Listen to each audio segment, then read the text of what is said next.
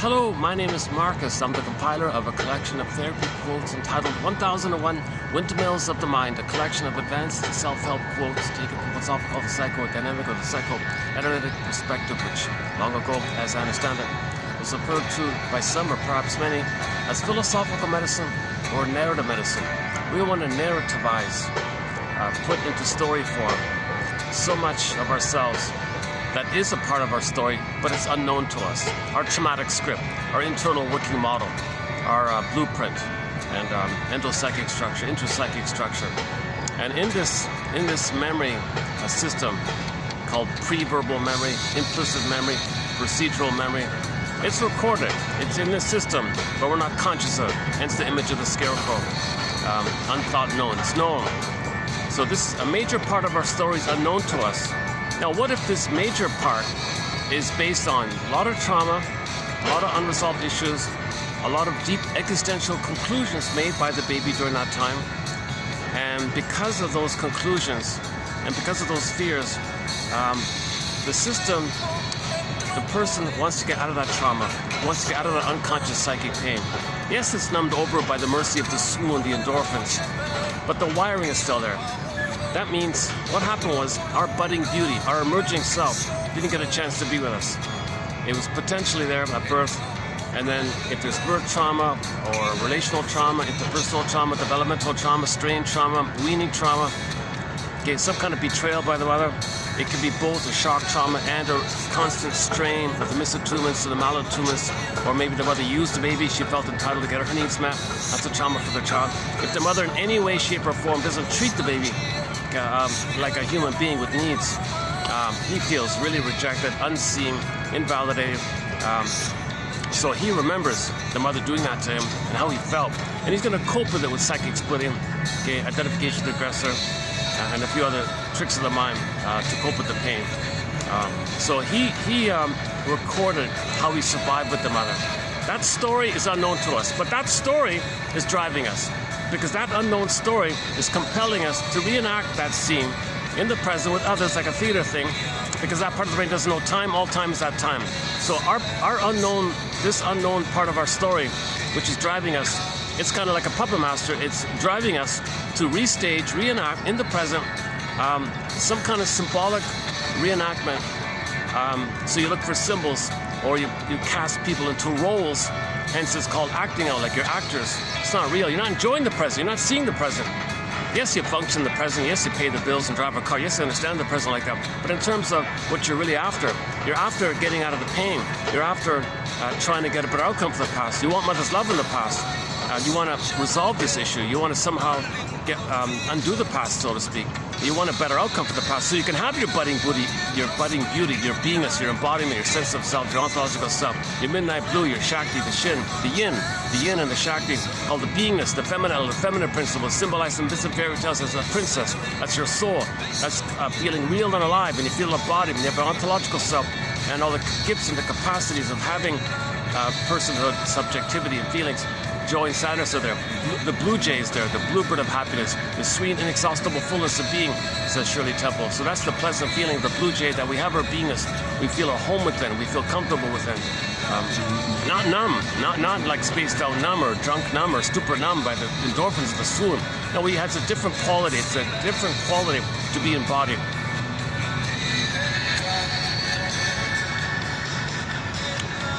Oh man. It's 40 plus with the heat index. They were predicting rain, so I was hoping I might be able to, not much of a breeze here.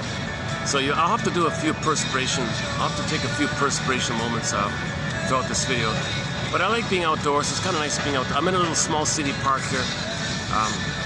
So let's see how it goes here. I just discovered this song from Italy. Aldo something, I forgot his last name. He's a famous, sort of well-known musician from the 70s back in Italy somehow, and I think he did a new song, I don't know, maybe 20 years ago in the 2000s. So I just came across it, so I thought I'd give it a try. It's sort of like a ballad kind of thing. I quickly looked up the lyrics. He's talking about this idea that your moods affects your perception of time. Like if you're happy, time flies. If you're sad, maybe it's dragging on. if you're afraid, maybe it also goes quickly. So this sense of time like that. Anyway, so he acknowledges how our perception of time is influenced by our moods like that. And then he concludes, well, in relation to time, well, when you're older, when you're a senior, and you look in the mirror, and sometimes with trauma, you might be saying, where's my smile? Where's my potential? Where's my soul? Where's my beingness? Where's Snow White? Where's Rapunzel? Why is Rapunzel still in a coma? Why is Rapunzel still in the tower? Why is Snow White still in a coma? Why is Echo still a statue? Where's the Maiden King?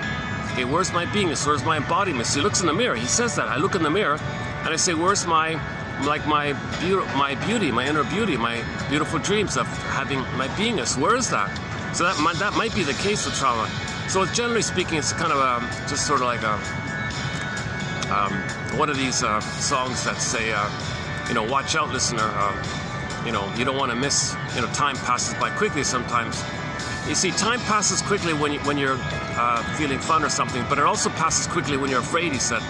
So just be mindful of this sense that there is time, there is mortality, we do get older, and you don't want to be in that place where you're, in your 80s, you look in the mirror saying, oh my God, Jesus Christ, I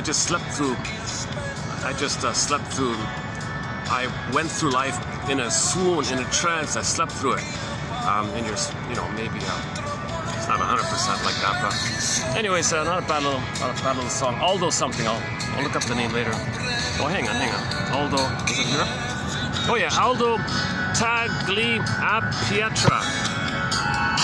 The song is called Nella Pietra e nel vento. Vento. There's his name. Aldo Tagliapietra. Tagliapietra. Again, the song Nella Pietra e nel vento.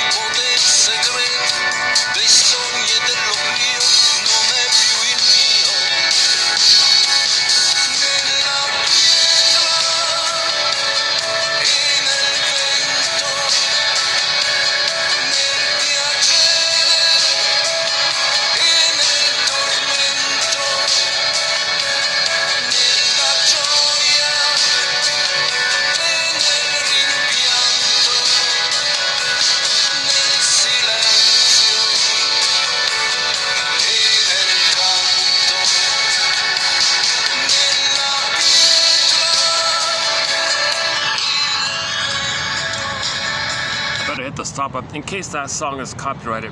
So if you just noticed a skip in the video here for the past 9 minutes, that's because the song was copyrighted. Everything had to be trimmed out, so it's possible. I'm just kind of like starting to see right now. So I tried to play a song from Italy by a famous musician called Aldo Tagliapietra, a song called Nella Pietra e nel vento. So hopefully it got through. But actually I just realized he also mentioned pathological nostalgia in that song. because if the person is in their 80s or whatever, and they're not really being an elder, like they're not being generative, they're not contributing to the generativity of others, and they're just in pain about, oh my God, where's my beingness? I've got so much pain here. Gee, one way to deal with pain is pathological nostalgia. Think back on the past and do a what-if scenario. Pick up where you had a dream. Imagine that the dream was fulfilled. Deny what actually happened and just say, what if? What if that dream came true? And imagine a whole case scenario and dwell in this blissful kind of feeling that all your needs were met, and then live in the past like that, called pathological nostalgia. Now, sometimes we reminisce and think about and reflect that. We don't mean like that. We're talking about like an over-dependency where you dream in the past in response to the pain of your current life. So that's called pathological nostalgia. And maybe we can add that song to our thread on nostalgia. We have a thread on nostalgia, mainly pathological nostalgia. So yeah, maybe we can add that. So so the basic premise is it's a defense mechanism. Nostalgia can be a defense. If it is a defense, meaning you want to avoid your life, you want to avoid facing issues, you don't want to apologize to your kids. Maybe he's didn't get out of the narcissistic bubble where he thought he was special. He managed to live in a narcissistic state or something. Now it's not working. Now where's his addiction to narcissism? It's failing him. Now he's got pain. Doesn't want to feel the pain. Doesn't want to take responsibility for processing his trauma. He wants to avoid it. Complication now. Time getting old. There is mortality. Oh my God. What do I do? What do I do? Oh, okay. Think back in the past where create some scenario where you were in a blissful, dreamy kind of condition. Usually it's the romance area. You might think back on his first love. What if they were together? That kind of thing. And just create a kind of bubble fantasy like that. So that's called if you do it too much, it's a question of when does quantity become quality? So it depends on the degree of it. But it may cross over to an over-dependence on that, and you're doing it all the time kind of thing. And that's called pathological nostalgia. We talked about that a little while ago, a couple of months ago. And our linked song is Rick Santos' song called Dreaming. Dreaming of the Man I Used to Be, that song there. And our linked TV show episode with the topic was The Happy Days, or is The Happy Days, Season 11, Episode 14, this entitled The Spirit is Willing, about the Fonz guy. Right? It's actually the final season of the show. It's kind of corresponded to the show ending, the final season. So the Fonz guy is saying, oh my God, I can't be a teenager all the time. Should he get married? Should he move out of the apartment above the garage of his friend like that? Should he be responsible, get a full-time job, should open a business, or go to school, should get married? He had to kind of make a decision. So another issue with pathological nostalgia is if there's pain around growing up, pain around maturity, pain around moving forward like that. So he had that kind of dilemma. What should he do like that? And then, so he indulged in the pathological fantasy. So the way they did it was, he wished he were back in the happy time of his in the mid-50s or something. So he decided, I want to dream about the 50s. So I think he was in the 70s. So let me go back to the 50s. So he went to buy a car from the 50s as part of his nostalgia. So he went to buy a car. And what they did was, it turned out that that car was haunted. That there was a pretty gal in that car who passed away in a car crash. But her psyche didn't move on. Her psyche, her consciousness fused with the car.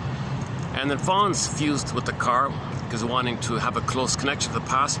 That means the woman's psyche went into his mind.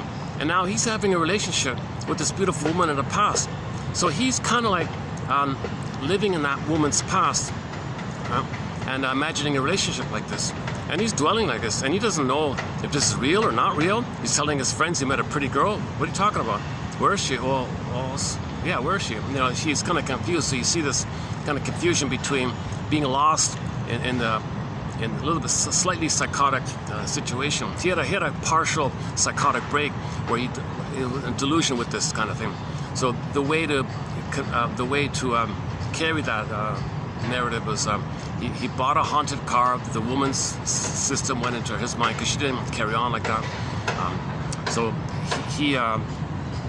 the conclusion was positive. He realized it was the past, and then he said he snapped out of it. He said, "Oh my God, the past is to be remembered, not lived as the present."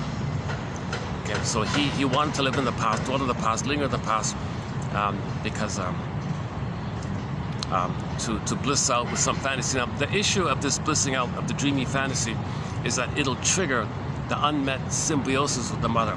So if a person didn't get a blissful time with the mother, okay, you transfer that unmet need for a romantic situation. And you hope that romantic situation can create that missing fusion of blissful oneness. So he imagined a blissful oneness. That's there, that's going on because the person didn't get a blissful oneness with the mother for the first 4 to 5 months after birth. If the babies need a blissful oneness, participation mystique, unio mystica, stage of symbiosis, merging, fusion, mother infant, dual unity. The two is kind of one like that. It's a blissful kind of a feeling. And all babies need that kind of egg, psychological blurring, like egg-like thing where the two is one. And then from that egg, he can hatch up. A lot of people don't get that egg. So they have a constant yearning, constant craving for it, so you cope with it by doing other things in life. So you go through life and all that, but it might come up. It might come up when there's pain and your defensive living doesn't work, or your symbolic living doesn't work, or going through the motions living doesn't work. Then the issue comes up. One way is to, well, I want that resume development. So when real needs are unmet, we have the unconscious hope for the fulfillment of those old unfulfilled needs. So the old unfulfilled need was this oneness kind of thing. So so that's another aspect to it. Anyways, the spirit is willing. Yeah, the spirit is willing.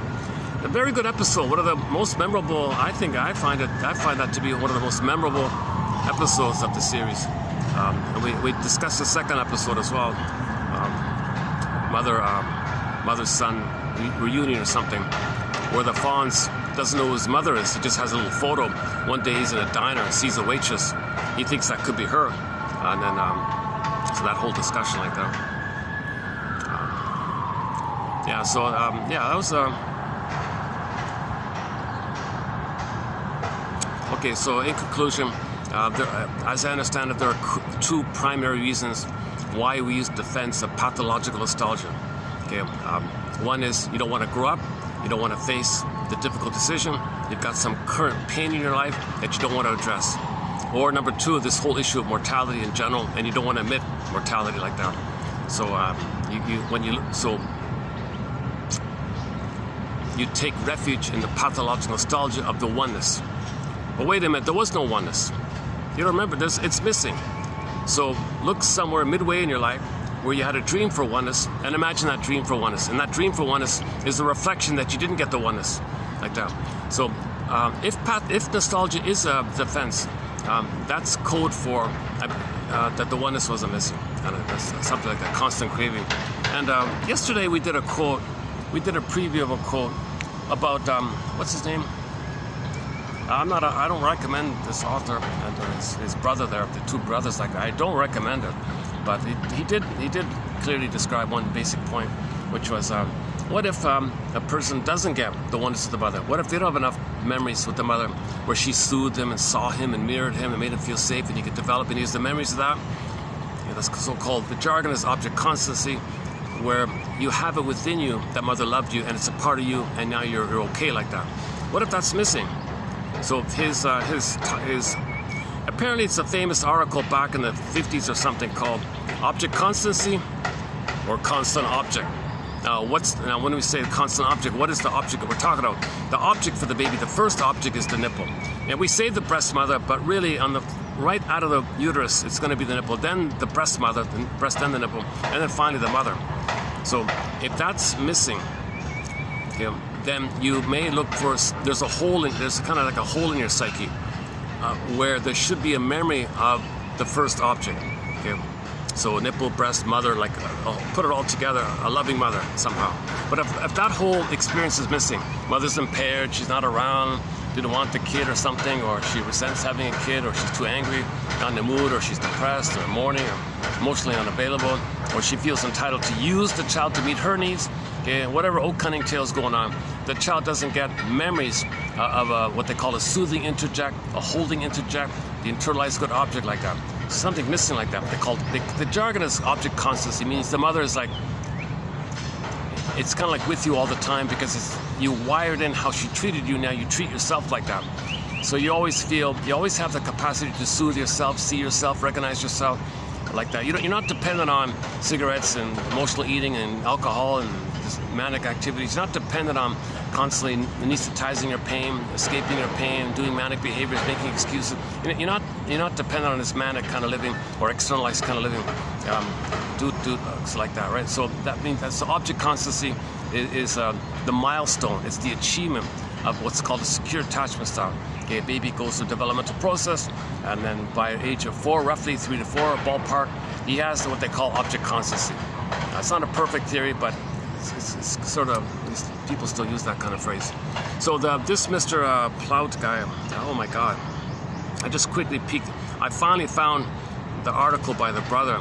Okay, these guys are they're doing something really unpleasant. They're making he's making an excuse. He's trying to argue that maybe you can develop by being an alcoholic or something, because the bottle will stand in for the missing nipple, the missing breast. Maybe you can. He's trying to make that case. So no, this guy's wacko. This guy, he's throwing. They called it an iconoclastic paper, a famous iconoclastic paper. He's challenging everything about psychoanalysis. So this guy, he's a bit of a wacko. But I guess he has a brother. So it's A Plout and F Plout or something. The other one, he also. What am I saying? No, it's the same guy. I'm getting it mixed up. Yeah. Anyways, the last name is that one there. So he in the famous, yeah, it's in the iconoclastic article. In this controversial, got everybody upset kind of article. You got what are you guys doing? What the hell are you doing? Then his counter argument was, maybe there's a difference between you devote yourself to the alcoholic bottle or the fill-in for missing mother, rather than being addicted to it. What?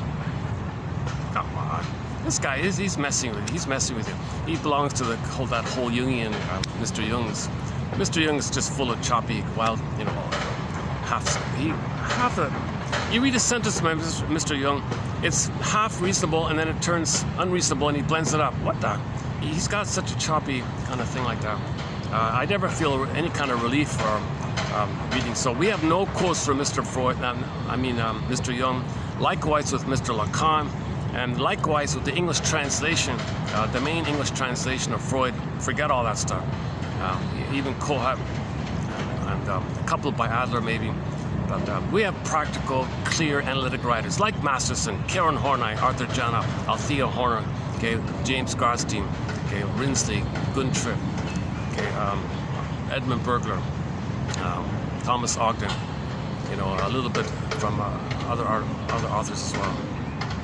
Oh boy, oh boy. Let me take another perspiration management moment here. Jesus, hey. Oh man. I tried to freeze up some ice in the morning. It wasn't enough time. I forgot to get some ice. Hold on a second.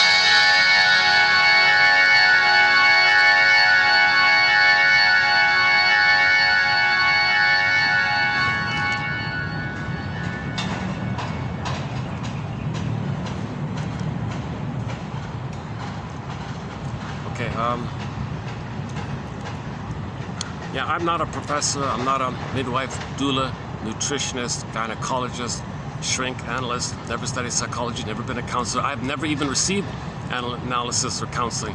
I've never done the process. So I'm the compiler of the quotes. So I'm trying to find a thread for myself. So finding these quotes is sort of like a thread for myself. Remember, when you're facing unknown, the unknown is a labyrinth. you need a thread, a guide. So these quotes are like kind of like a guide. So I'm kind of creating my own thread in a sense. But the 90-10 rule. So we post 10 quotes, the whole being that 1 out of 10. Just like they said, somebody has a business idea. Well, maybe 1 out of 10 might be a good idea. Or a CD, 10 songs, maybe once a hit. So it's similar here. If you see, read 10 quotes, which is the mission on each video, and find that one that you might like, and use it as a springboard to free associate with, and see what else comes to mind, stimulated by the quote. So if I had the funds, play Joni Mitchell's song "This Flight Tonight." Oh boy, my goodness. No more. Okay, it's just gonna be a sun straight on.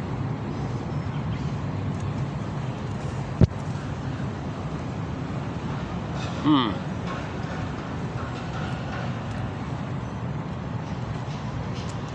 was kind of hoping for the rain to tell you the truth. Let's just see how it goes.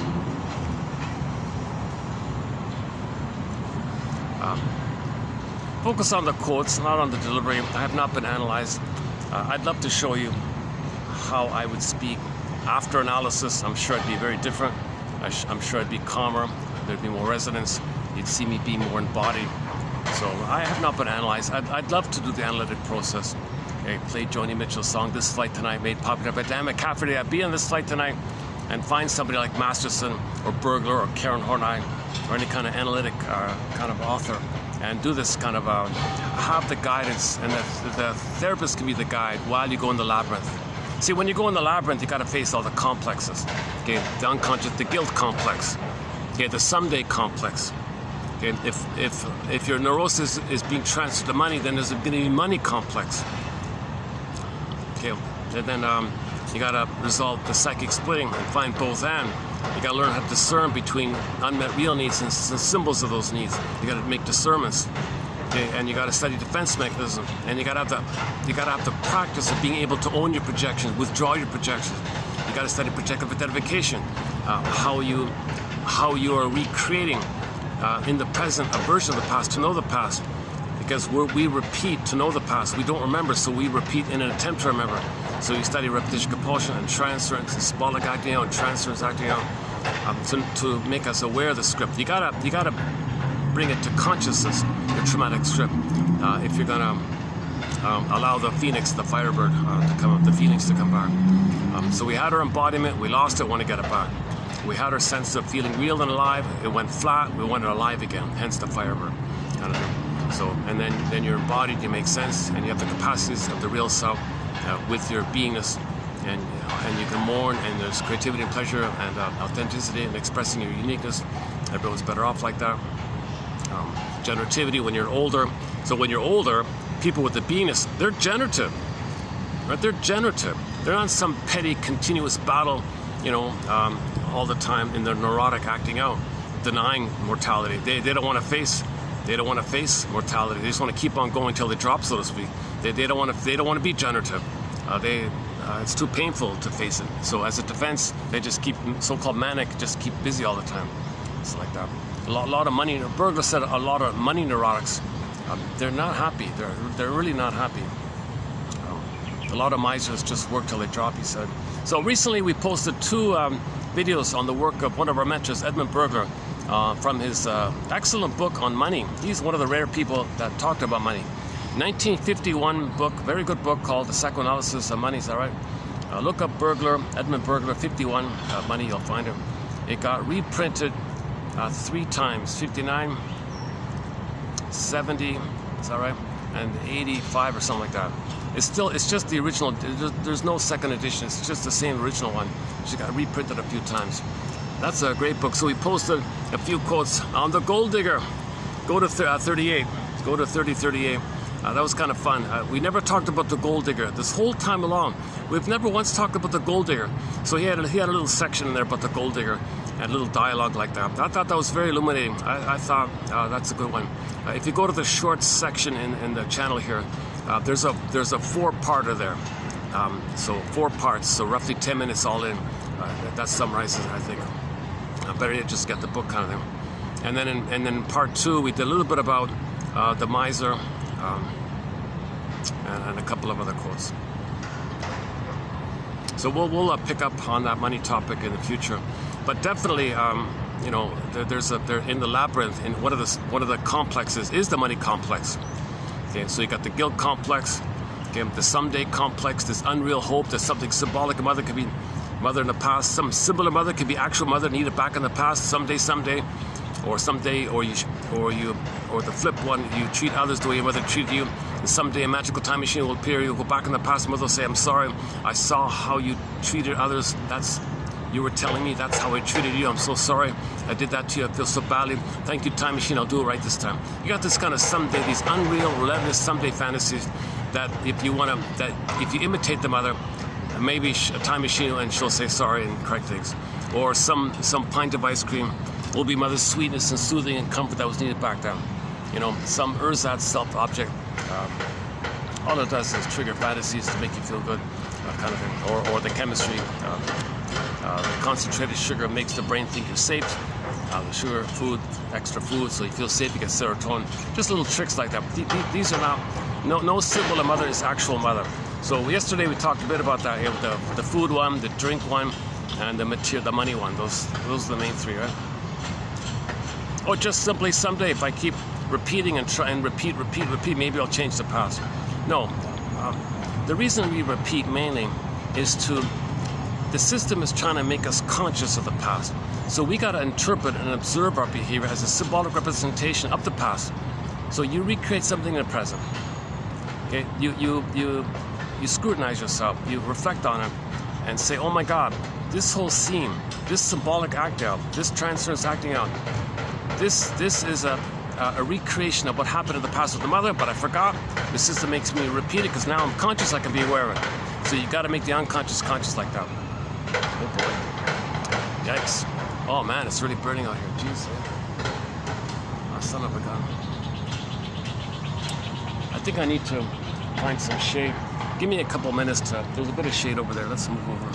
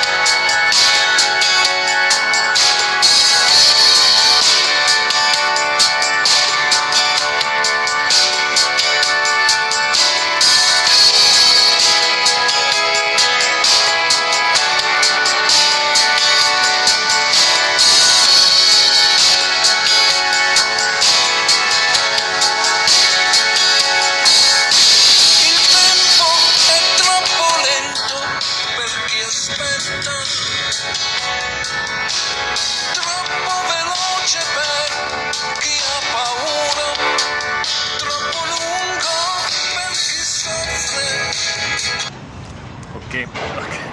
Let's try this. Uh-oh. Oh my God. Hold on. È troppo breve per chi è felice.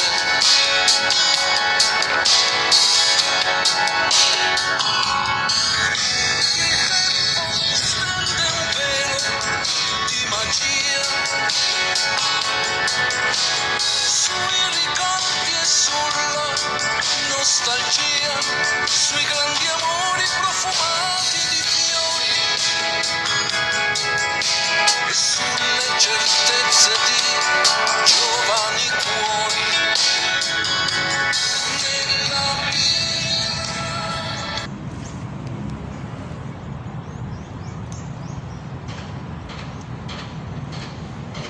So yeah, in the labyrinth, you need the thread. So these quotes are kind of like a thread, also a lantern to help you see. Or if you're lucky to have a therapist, he can guide you as well. So you need that kind of guidance, because if you have no kind of encouragement or insights, that's like what we have here, or no other person to guiding you, and you try to face something about yourself, you might just be pushed out, kind of thing. You know, you'll be afraid. You won't be able to go in. And ultimately, you got to go in these mini labyrinths. Okay, the guilt, okay, the money, the someday, and the splitting, with psychic splitting. Okay, the learning how to discern. See, the discerning, okay, when you have the idea that you can discern, that you need to discern. Baba Yaga says, divide the seeds. You got to make 2 piles here. Discern 2 piles of seeds. So you got to discriminate. That's the sword of discrimination, and you got to reflect. So Athena gives you the shield. Okay, it's a mirror to reflect, and the sword of discernment. So you need to do that, because ultimately, like Perseus, when you get to the primal thing, the core primal object of confrontation, meaning the mother complex, the Minotaur, the Medusa, because that's at the center of the labyrinth. You can't go directly like that. You need some buffer, you need some kind of space, you need some kind of reflecting capacity, you got to have some presence like that. So the mirror tells you to have presence to reflect, discern, reflect, discern, reflect, discern. Okay, now the Minotaur, when you're doing this reflect, discern, the Minotaur simply means the mother complex. Why is it a Minotaur? Why is it like that? Okay, in the unconscious, the baby's imagery is wildly exaggerated. He's so helpless, mother's a giantess, so things are wildly exaggerated. Okay, number 2, it's fusion. Baby and mother are one. Okay, number 3, when the baby was enraged at the mother, at not meeting his needs, his imagery of the rage is some kind of scary entity. Okay, now the mother refused him. So you take the image of the mother, whatever concept the mother, whatever impression the baby might have of the mother, fuse it in with the picture he made of his rage, put it in a shaker, shake it up, and poof, there could be a Minotaur. Okay, and the Minotaur, partly it's because nobody's fully developed their human potential. That's why sometimes it's a Crimea, half animal like that. Okay, Minotaur is half and half. A lot of times it's half and half. That just means the mother is impaired. She didn't develop her full motherhood status, so she couldn't be she couldn't function in a fully motherly capacity. So she is in battle with her mother. She's in pain. So she's in survival. It's a jungle animal. So that just means like that. That's all it means, right? So, anyways, when you discern that the Minotaur is a condensation and a shake, poof of your rage and your mother failing you, betraying you, and that's what's in there, that's what's in your mind, that's kind of like blocking you like that. You can't get out of the lap, you can't be free unless you pass the lap, unless you pass the Minotaur. You got to resolve this Minotaur issue. You got to face this. Now remember, the sword of discernment is not violence. You can't apply that kind of pop culture logic. There's no violence. Otherwise the Minotaur you hurt yourself, the Minotaur gets bigger. It's a different perspective.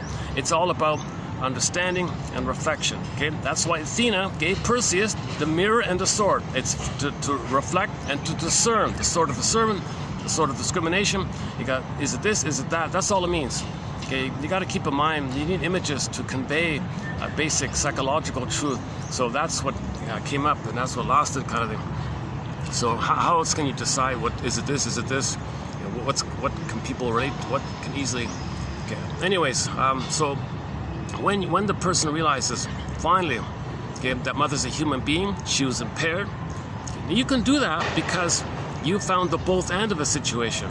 Okay, before you get to the Minotaur, Baba Yaga said, can you show me both end thinking? Or are you still thinking jungleism thinking? You think you're going to face the Minotaur with your jungleism thinking? No, get out of here. So it doesn't work. He'll push you out of the labyrinth. And then, so you missed it. So, but you come back, Baba Yaga says, well, can you think in both end terms? And then she's waiting for that. If you can think in both end terms, i.e., the mother's not a monster, okay? You thought that as a baby, because that's what babies do. They need heaven with the mother, a paradise with the mother. If that's failed, if that heaven is failed, then it's hell. It's click. Babies can't do ambivalence. Babies can't do confusion. It is kind of either or for the baby. Either he gets his needs or he doesn't. It's kind of simple like that.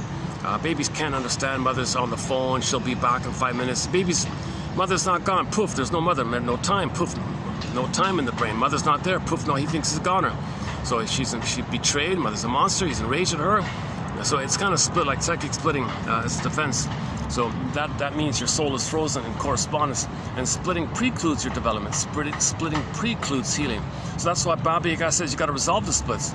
Okay, so our reference here is the Inside Out 2 film with Riley holding the opposites at the end of the film, and the new sense of self came. Okay, the 3 Faces of Eve film, where when Jane came on the scene, okay, that was psychosynthesis of the previous either or, eat white, eat black, frozen child, freezing parent.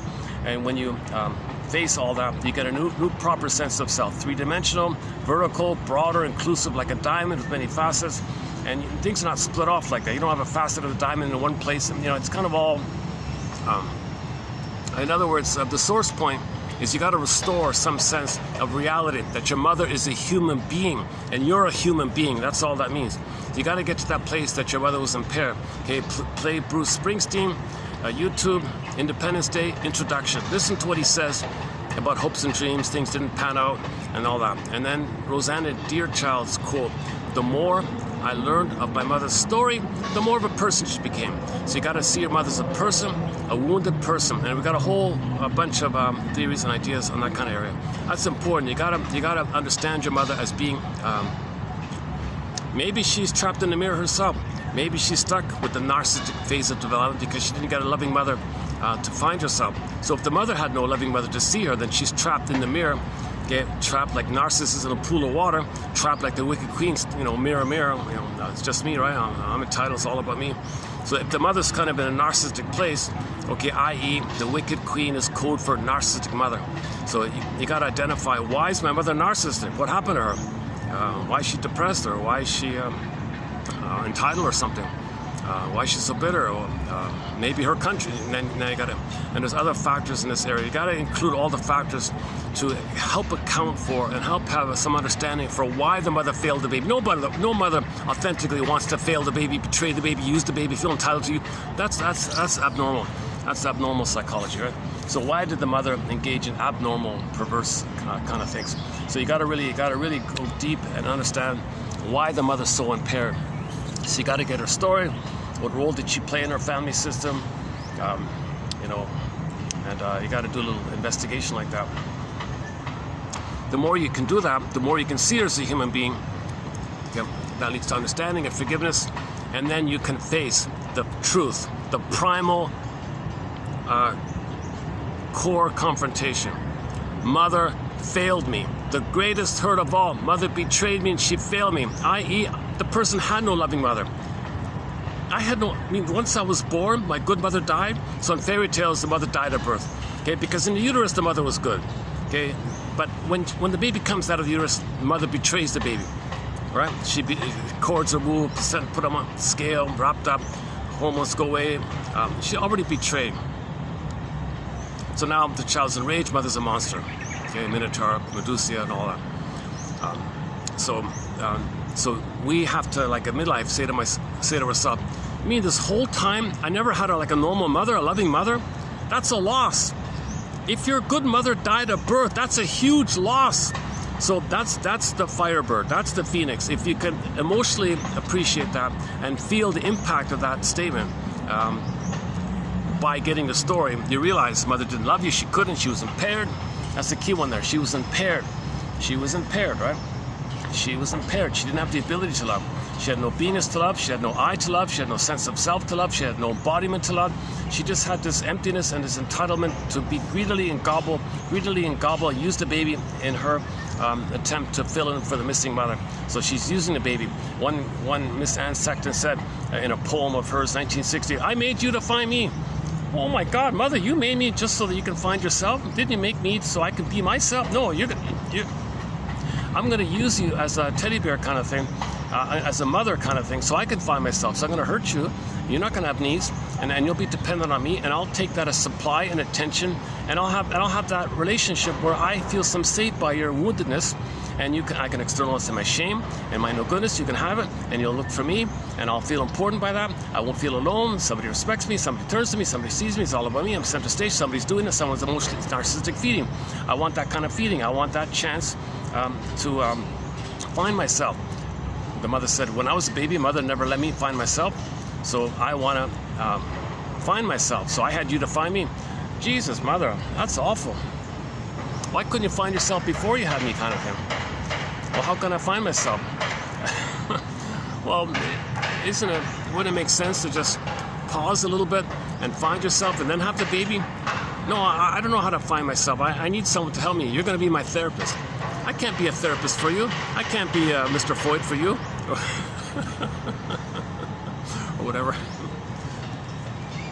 But mothers have a compulsion. They have a compulsion to repeat the failure. It's not going to work, of course, but they got a compulsion to repeat. So they have the baby to cry out for mother. The baby fails, mother failed. But she's trying. She's like, she's got this compulsion. So part of the forgiveness and understanding process is that the mother was in a compulsion to get her needs met. When there's trauma, we have the compulsion to still reach out for those needs. But she's reaching out for a symbolic mother. So she turns to the baby as a symbol of her mother. The baby being a symbol of her missing mother can't be the actual mother that she needed back in the past. It's not going to work, so she'll be disappointed. Meanwhile, the poor baby's being crushed like this. Okay, the wicked queen eats the heart. The spirit of the child's soul, the spirit's kind of gone. Tin Man, you know, and the scarecrow can't know it. Disembodied lying, you know, and angry thoughts, the comb, rough handling, the laces, and she's feeding this cortisol. Okay, and the first mother for the baby is the nipple. It's called the part object is the nipple. So the nipple round red, but there's toxicity of the cortisol in the milk going through it, so the child thinks poison apple. Okay, so the mother's like the wicked queen. So why at midlife, when we do the audit, when we do the midlife audit, the midlife examination period, the midlife survey, the midlife scrutiny, okay, when we do this scrutiny, okay, this examination, and you're going to be a seeker of truth. Okay, you've got to be seeker of truth, because you can't find your beingness if you're in denial and just keep on playing your defensive acting out, your symbolic acting out, the repetition compulsion, and just eat cookies and smoke and eat cookies and smoke or something, and then finally you're 80, and then you might say to yourself, gee, I'm getting older here. Oh, let me dream about the teenager time, maybe that first girl. What if that could have happened? You're not being an elder. You're not being generativity. You're still battling with unmet needs with your mother, and you're in your 80s. One person joked, yeah, he's in the nursing home. A lot of fellows in the nursing home, they feel like they're in the nursery. It triggers the nursery. The nursing home triggers the nursery. That's why they're so hot-headed and shouting at the poor nurses all the time. Oh boy, let me take another perspiration moment here. Hold a sec.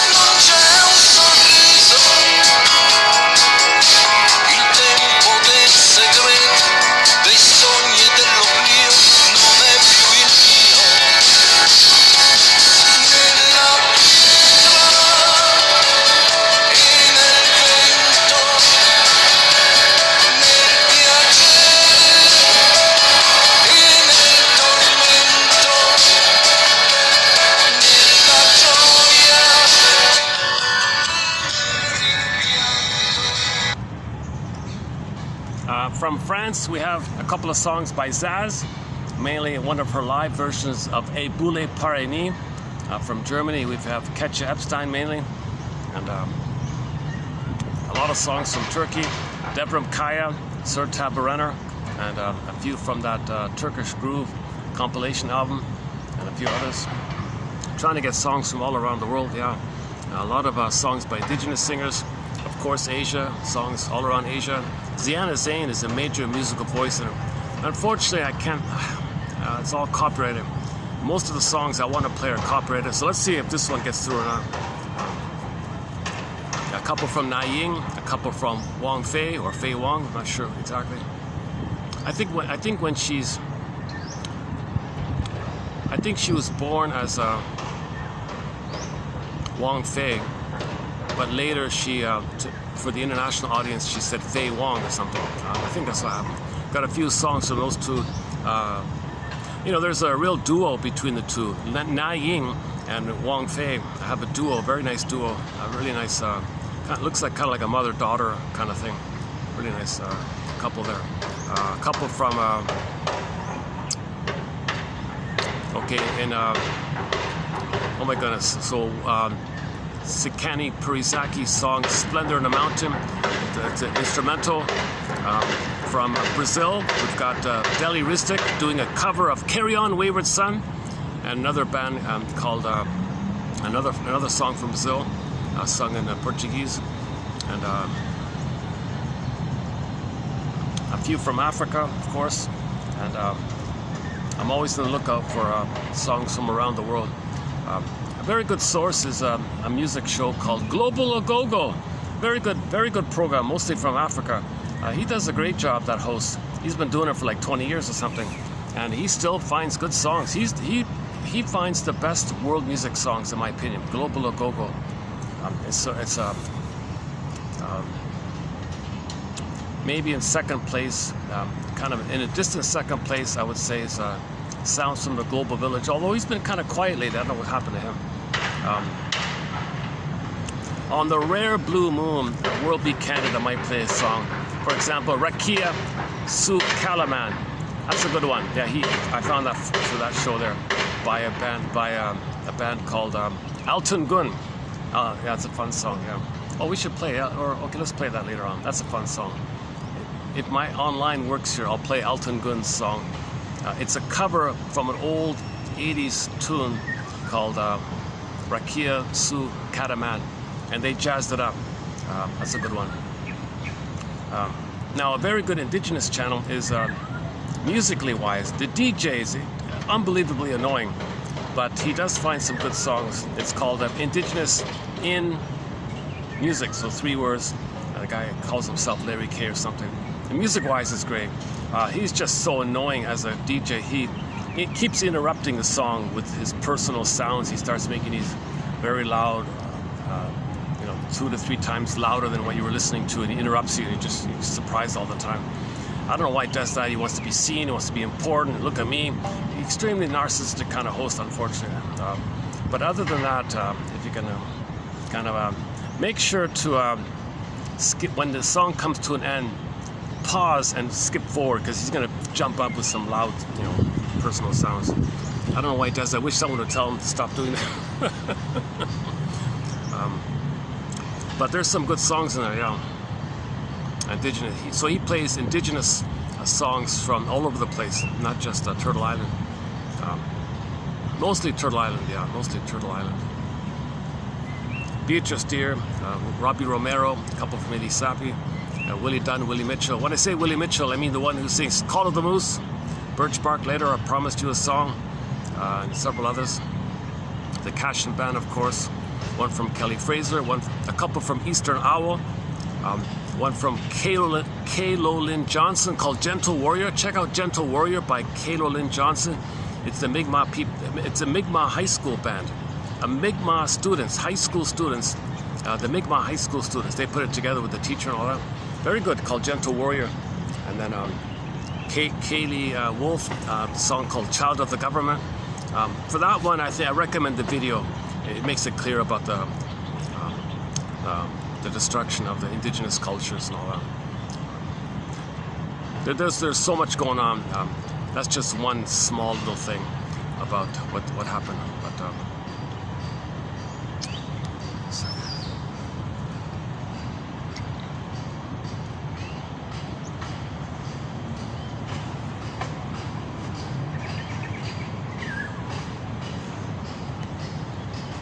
But this is very rare.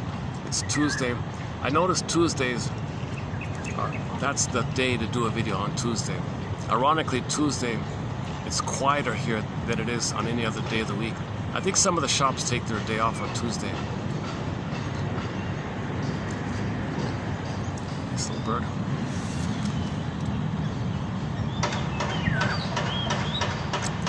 So where are we again? Oh boy. Can somebody remind me where was I before we moved over? The secure attachment style, the labyrinth. Okay, let's just go back to the labyrinth. Yeah. So when we face this core issue of the Minotaur, so the thread takes you to the Minotaur.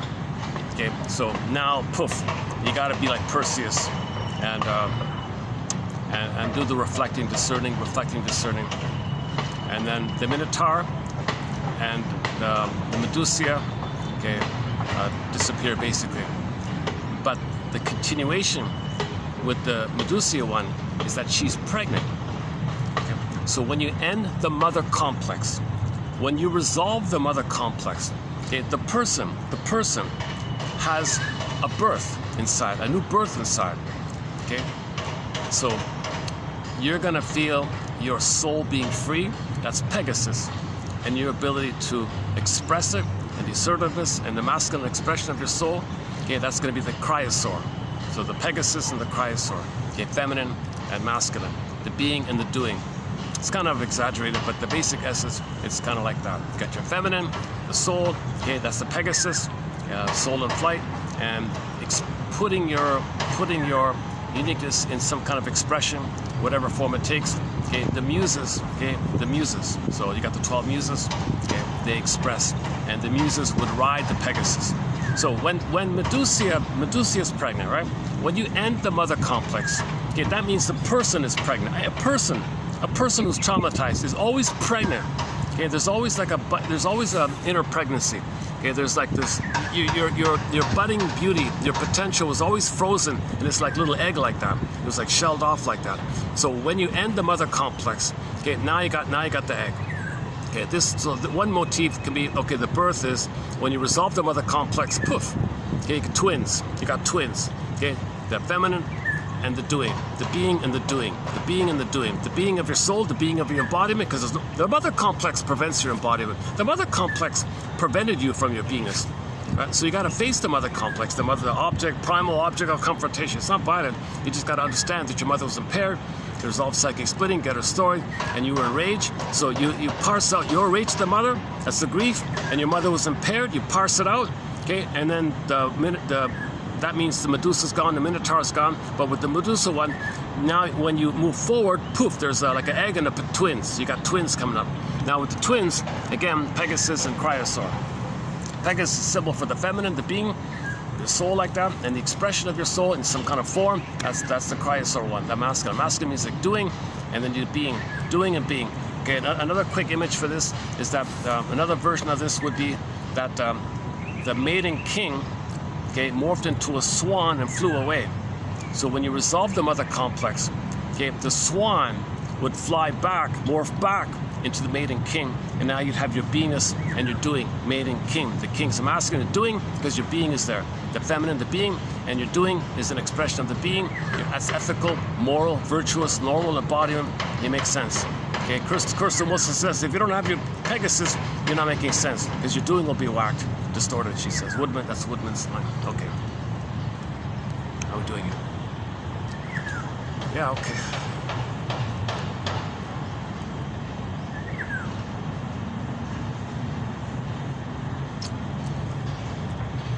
I saw a little ad for a portable AC unit, can you believe it? It's actually possible to take an AC unit that is powered by a battery, and it could blow cold air for a couple of hours. I could just put up a... oh man, that'd be awesome.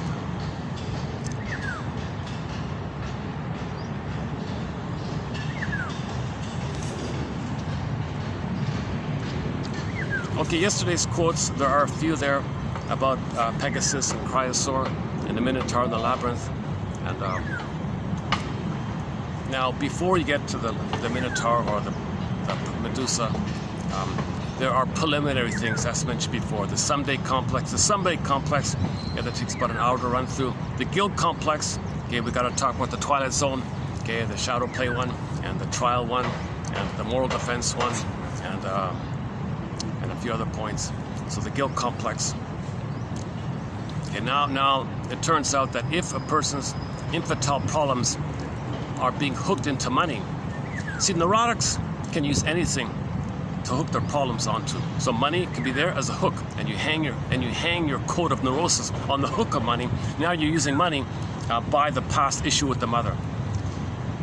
So greed is there, and avarice is there, and stinginess, and being a mice. That's all infantile stuff. All right. So money neurosis, of course, is got to be faced like that.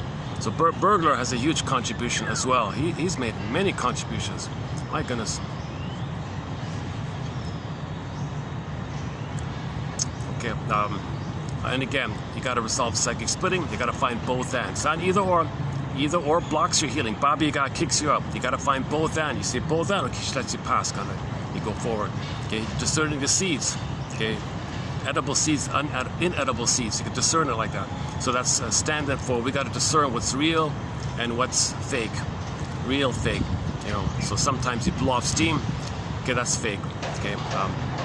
Anger is in relation to conscious memory and feeling, and you're angry from a feeling place of your real needs not being met, and you're angry from that. That's real.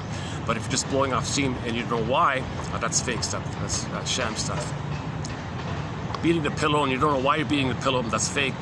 But really, really getting in touch with how you had no loving mother and she used you the whole time, and your sadness and anger around that, the whole morning grief for then it's kind of real like that. Okay, just simple things. You know, wine is not breast milk. Okay, simple things. You know, or the slot machine. Okay, click, click, refusing. Okay, well, that's symbolic of the real thing. Where mother, you had a great hope with the mother, it fell. A great hope fell. You repeat it. Slot machine, cold and refusing. Mother was cold and refusing.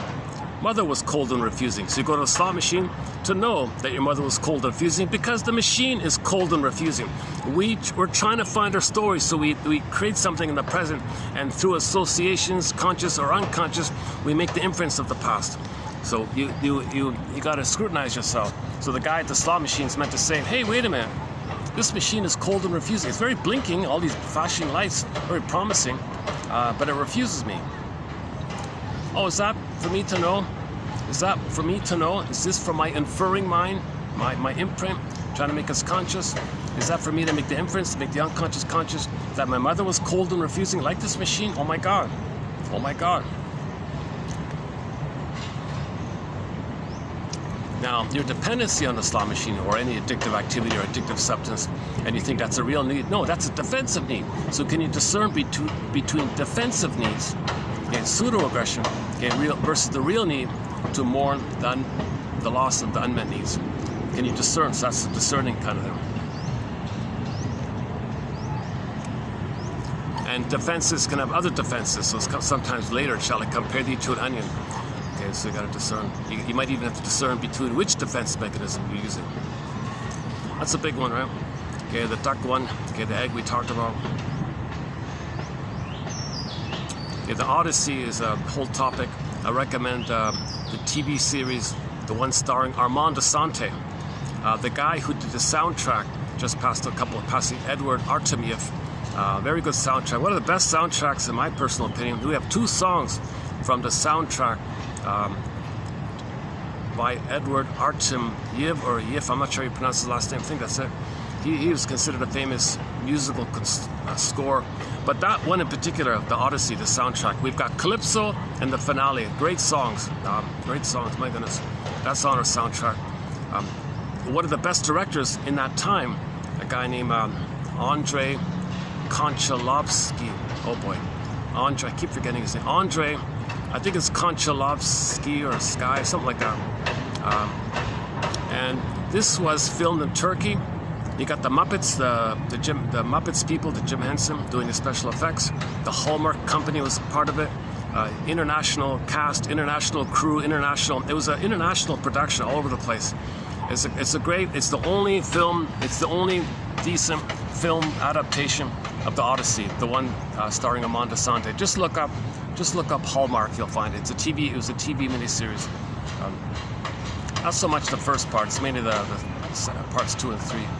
But after he goes to the underworld, sees his mother there, sees how he betrays himself, the ways mother betrayed him by seeing his face in Agamemnon, who betrays the feminine, and he looks at the Sisyphus' face, who is also in the underworld, and he sees his face, so he's repeating how he betrays himself, the way his mother betrayed him. He said, oh my God, I get it now. So now he wants to find home. Now he's got some kind of truth, he's got to find home. And then he goes and he's got to face all those maternal voices. Calypso, don't grow up, just be dependent on me. I'll take care of your needs. You don't need your soul, you don't need your body. I'll take care, I need you. It'll be sweet, I'll give you cookies every day. So a little tempting like that.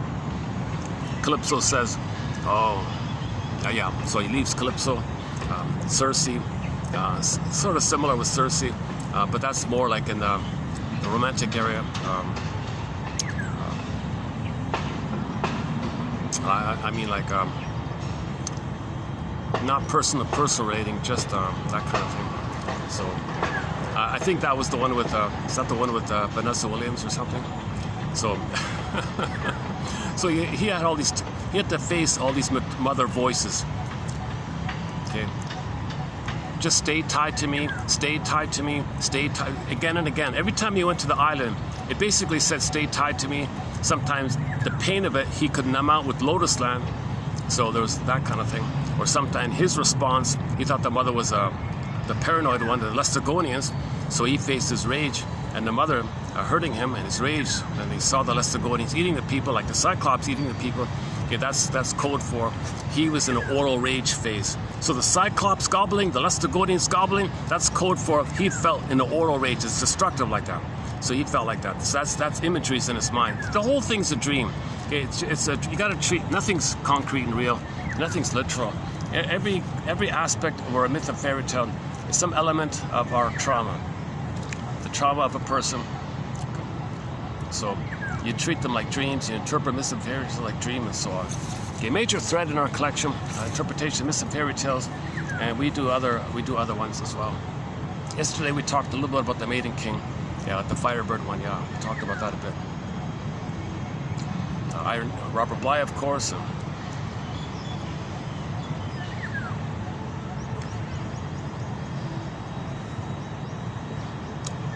Okay, maybe, yeah, okay, that's not a bad introduction. So this past 1 hour, I just touched on some of a fraction of some of the introductory material. It would take me 10 hours to do a full introduction, just the introduction, like some of the core ideas, I think. We've got to talk about the stingers and the clingers, identification with the aggressor, okay, the Edmund Burglar's, the 45 we repeat all the time. There's a lot of material. I don't know how to cover it all in one video, so I just provide a fraction of it. So what you just heard in the past hour is just a fraction, a tiny fraction, I think, of the core points. Depends on my mood, how much energy I have, kind of thing. So usually when it's sweltering like this, I feel sluggish. I'm not really. So let's maybe we got a lighter batch today. This is a lighter load here. TQ. So let's do TQ 3032. Just some guy wrote some kind of introductory kind of thing. I don't really know him. I'm not really a fan. It sounded promising when I saw his sort of 101 kind of book, and then I looked him up. Oh my God, he writes all these other fiction, these scary fiction kind of thing. Oh, forget it. I'm not gonna read this guy. Anyways, I already plucked out a few quotes from his intro, but the intro book is okay. Parts of it. So this video will comprise a few sort of quotes in that area. So shall we begin? What caught my attention is he quoted Arthur Janov. So I gave him like instant credibility for quoting Arthur Janov right off the bat. If somebody quotes Masterson or Burglar or Janov or Karen Horney, they get my attention kind of thing, because they're sincere, they're authentic, they're truth seekers. So if you can identify that, I think there's a chance you're a truth seeker too. So anyways, let's begin here. Okay, number 1. As Arthur Janov. So by the way, forget about his first book. Okay, forget about that nonsense with the first book. You got to look at all the following books. 16 following books post that first one. You got to look at that body of work, his lifelong work, decades of work. people kind of ignore it. People are obsessed with the first book. Forget the first book. That was just a mess. It's following him. And he kept updating and refining and researching and synthesizing. He was very good. He's a very clear writer. I think his wife clarified things or something. But it's a very good book. And we posted 26 videos of the top 300 best quotes that I can find from the books I was able to access. Some of them I can't find. At the end of life, he had to self-publish, and those self-publishings went out of business. I can't find a couple of his books, even now, still now. So you'll find the top 300 quotes from Arthur Janov here in this channel, only here in this channel. The best quotes from Berger, likewise, only here in this channel, and keep so on, so on. Okay, so it's go to January and February of 2024. You'll find 26 videos plus an important tag on reaction afterwards, and you'll get a good summary, a really clear, good summary. I was very encouraged by those 300 quotes. I was very animated. I was repeating them. It was very good.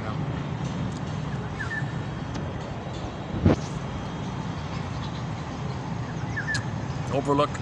All that material, his lifelong work, overlooked.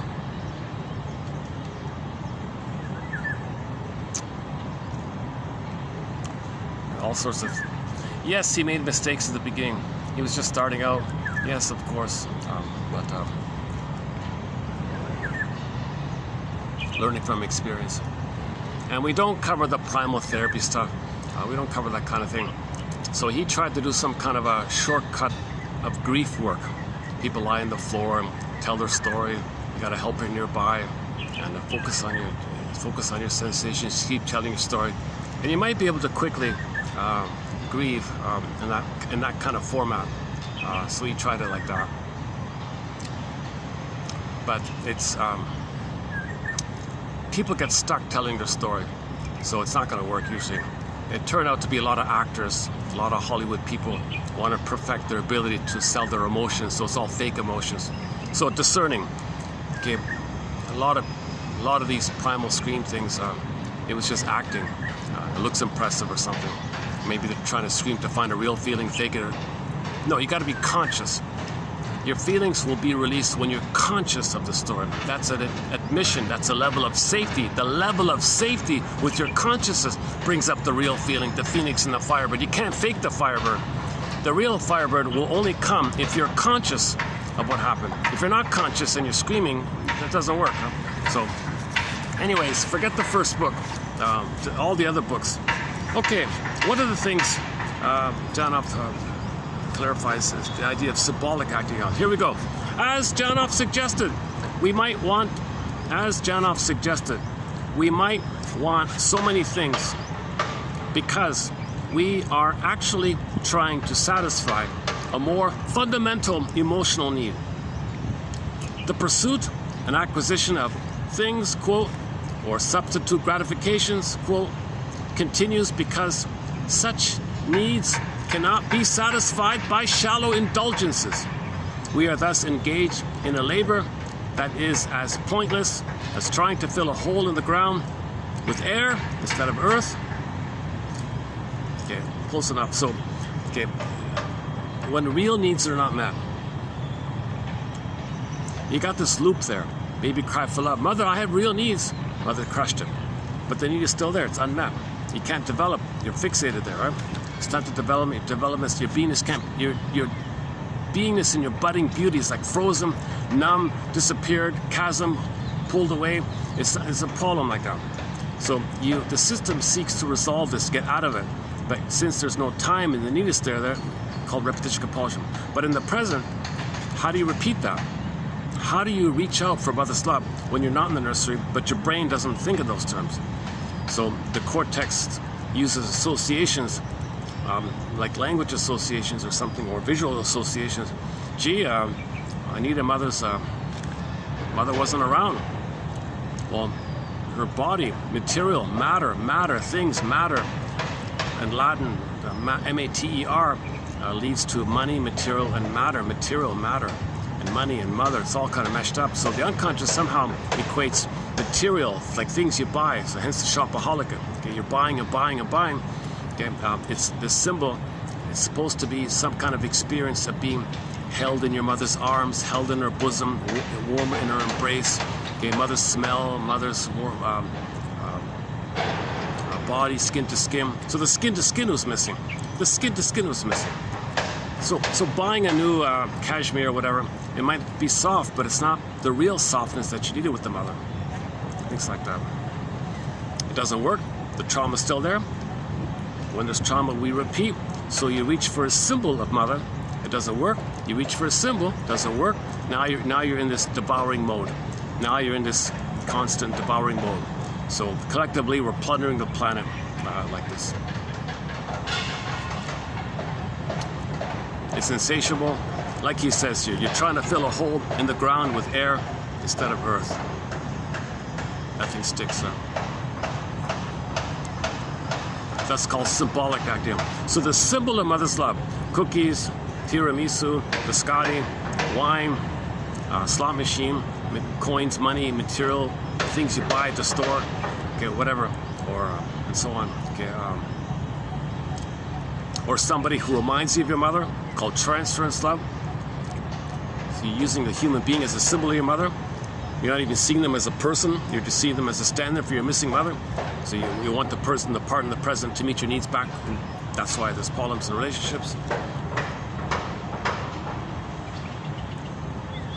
Jeez, if I can get a bit of a breeze, I'll be okay here.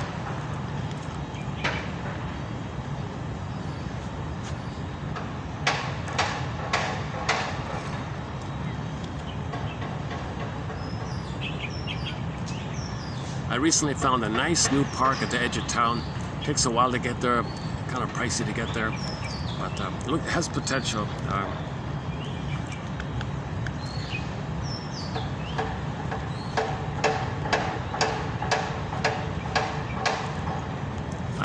We did two videos in the nice new park, and a recent one in a nearby small one in the rain.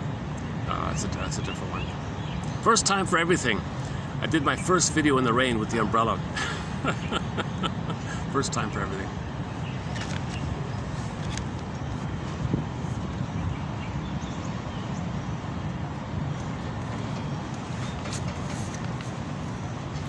Is that okay?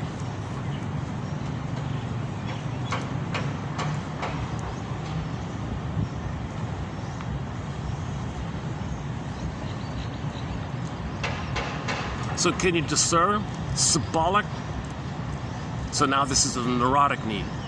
I have a neurotic need for that pint of ice cream.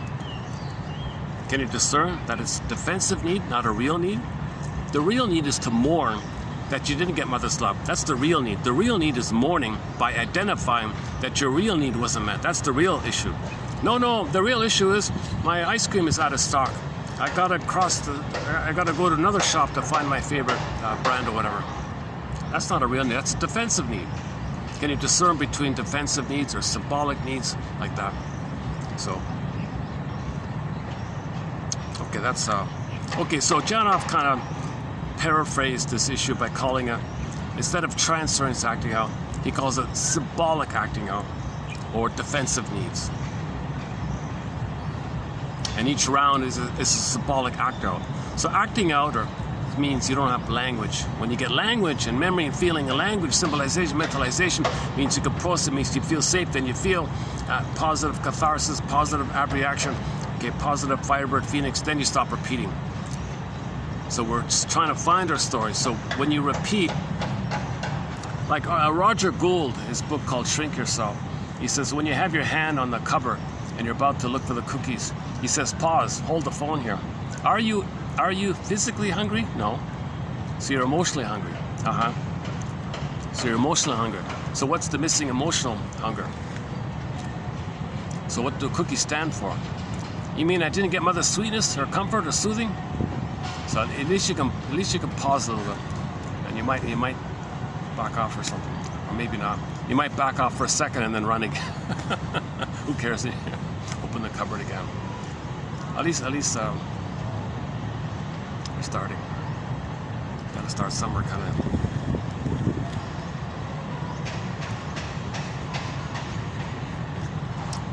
We are so entrenched in the having mode that knowing about the having mode isn't enough to ensure change. But if you paused, reflected, and fully inhabited this moment, right here, right now, then what? What might you experience? Okay, so he's promoting mindfulness like that. He's just a comment about mindfulness. So try to be mindful when you got your hand on the cover. Be mindful. Be mindful. You're trying to have something. Your having is because you don't have your being. If you have your being, you don't need to have the cookies if you're not physically hungry. So see if you can pause. Be here now. Right here, right now. What might you experience? What might I experience if I don't open the cover? Oh yeah, I feel the... Okay, allow the feeling. Know that you're being triggered. Know that the sensations, it's unprocessed trauma. Hey, there's my breeze. All right, got a breeze. Oh, okay. Oh my goodness, okay. Let me enjoy the breeze for a minute.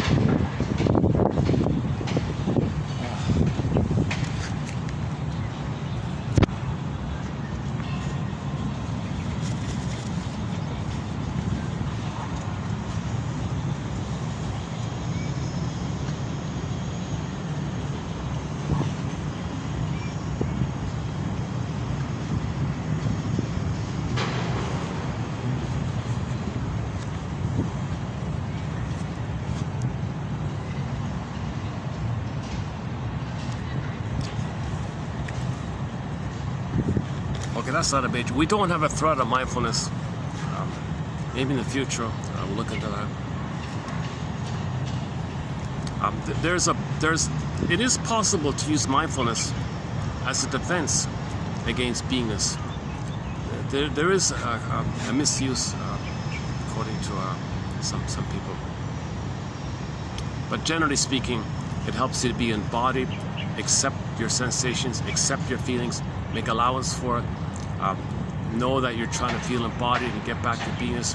And people who practice this do seem kind of calmer in themselves like that, right? They're not spaced up. That's the negative one. If you're doing that to trigger pain and space out, and you're addicted to the spacing out thing. No, that's not it. But most people who practice mindfulness do seem to have a calmer kind of presence about them.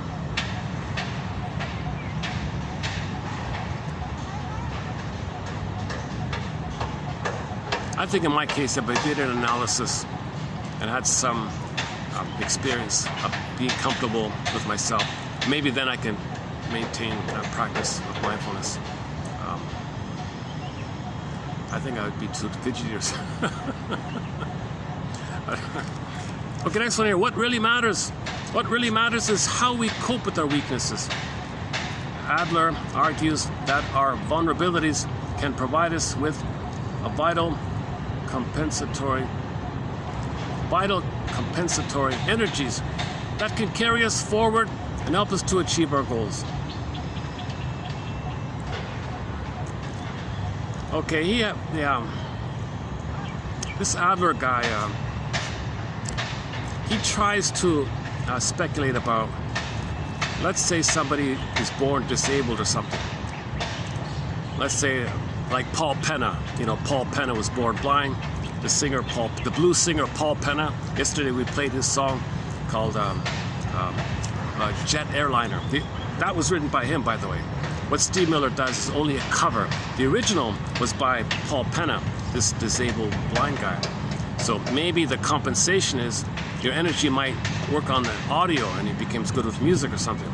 So he thinks that like if there's a problem somewhere, some other place might develop to compensate and have a stasis like that.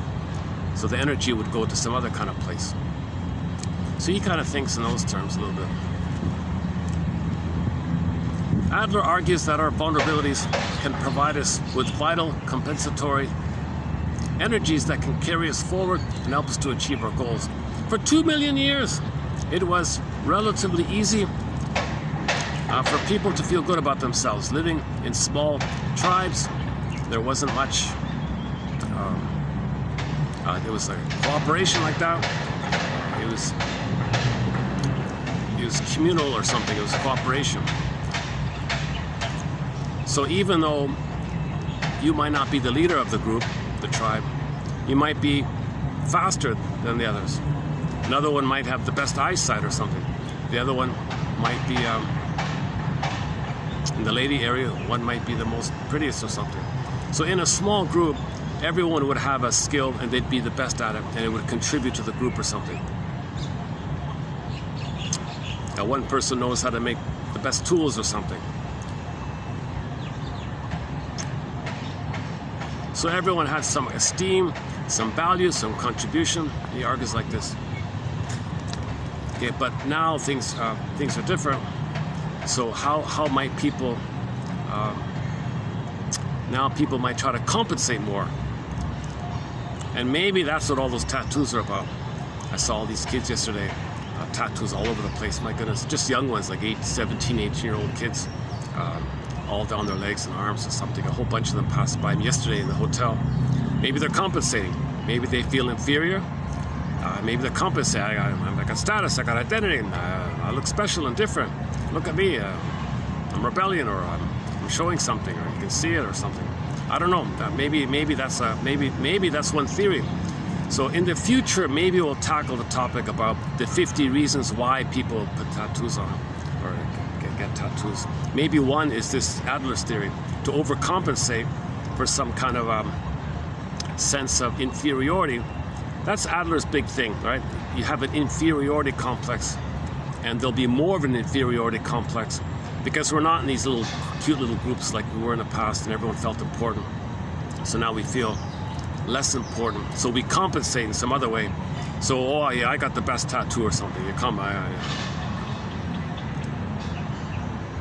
I got the most shocking display or something, tattoo. I don't know, you're trying to overcompensate. But these overcompensations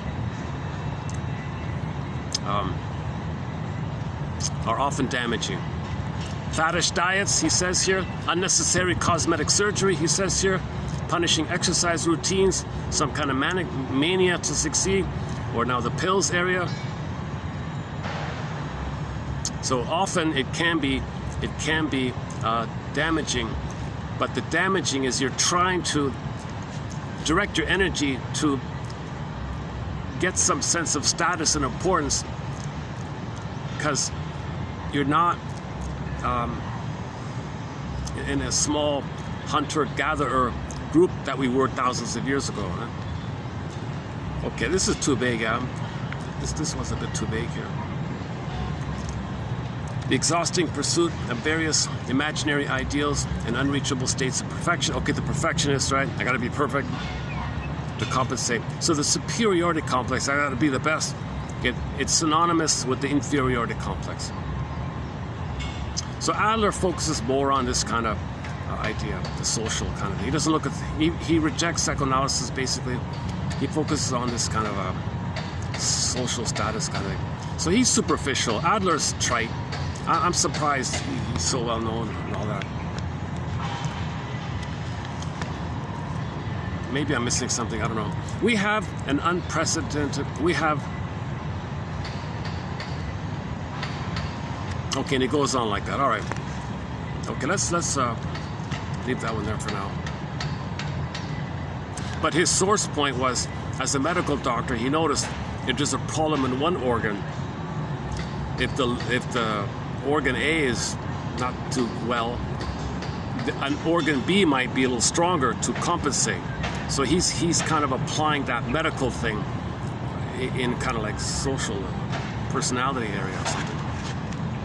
A little too vague for me, a bit of an avoidance. He's avoiding psychoanalysis.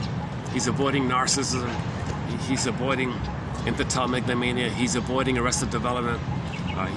He's avoiding all that. So maybe the Adler approach is a defense against healing, a defense against mourning, a defense against mother failing me, because now you have this other kind of system to believe, and it's a red herring. So Adler is an attractive, maybe it's an attractive red herring. You know, maybe so you enjoy the red herring. It's a defense. Red herrings is a defense against the real issue. Okay, the straw man is a defense against the real issue.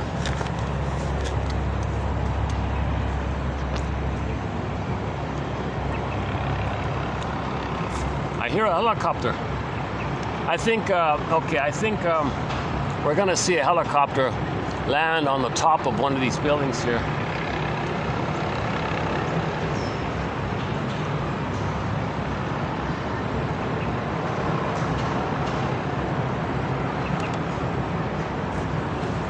Or is that just some construction or something? Oh, that might be just some construction.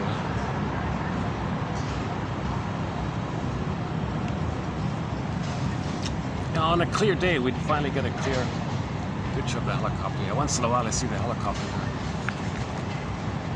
The helicopter lands on the top of the building, and like 1 minute later he flies off. So I don't know what he's delivering. Maybe it's lunch or something. Maybe he's a billionaire. Yeah, I want my favorite tiramisu from Sicily, and the airplane. Oh my God! I'm just joking. I mentioned Italy. Today's song from Italy.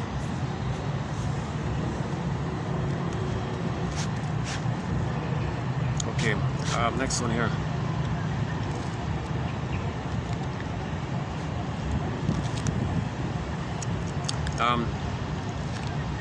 Okay, where are we here? Okay, rooted sorrows. Rooted sorrows. Okay, that's complicated grief, unprocessed grief, unmourned losses. Some people call it rooted sorrows. Your sorrow is kind of rooted there. Nothing's happening. There's a root there of sorrow. The sorrow is growing, I guess. A tree of sorrow, I don't know. Rooted sorrows. Or sadness that's planted in you. There's a rooted sorrow. Well, that's going to block you. Okay. It's an unresolved issue with the mother where she didn't meet your needs, so you can grow, so you can be yourself, so you can feel in love. There's a rooted sorrow. Rooted sorrows are impediments to growth. They disturb our mood, make us apprehensive about the future, and erode our confidence. They redefine us according to our limitations rather than our potential. We can't travel back in time and alter events and outcomes. We can't change the past. We can only attempt to accommodate it. The vocabulary of psychotherapy is full of terms that describe the accommodation of distressing memories. Clients, quote, work through, unquote, or come to terms with, or they seek closure, or they seek to resolve, okay, or process, assimilate, mentalize. So different schools of therapy have little terms: mentalize, resolve, closure, okay, lay the ghost to rest, work through, come to terms with, assimilate, narrativize, put it to story form, put words to. Different schools of therapy advocate different approaches. So the commonality of all therapy approaches, or most therapy approaches is this rooted sorrow, this complicated grief, aggravated grief, the derailment of the grief process, which leads to pathological nostalgia, melancholia, okay, and then to get away from the pain, you might be manic, or pathological nostalgia is a defense also, or you might be manic. So now, to get away from the pain, you anesthetize the pain with cigarettes, you anesthetize the pain with alcohol, you anesthetize the pain with the food, transfer the food. Oh, there it is again. I hear it, but I don't see it. Oh, there he is. Oh, you must have flew in from another angle or something. Are we getting him in the camera? He seems to be flying backwards for some reason. Oh, now he's going forward, huh?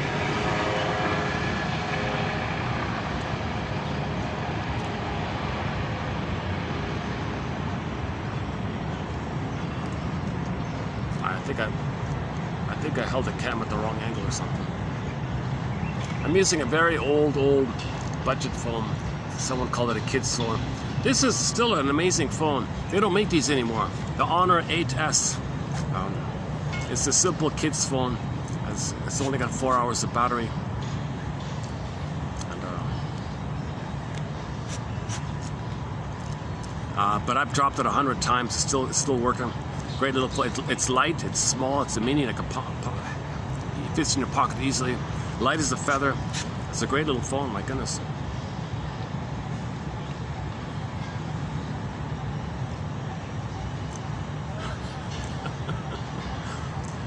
If I anytime I forget to put the phone in the cover and I put it on the counter, the cat, and the phone goes flying. Oh, you did. For some reason, my cat has this compulsion that if he sees the phone, he's got to swat it. This morning it happened as well. Oh, son of a gun.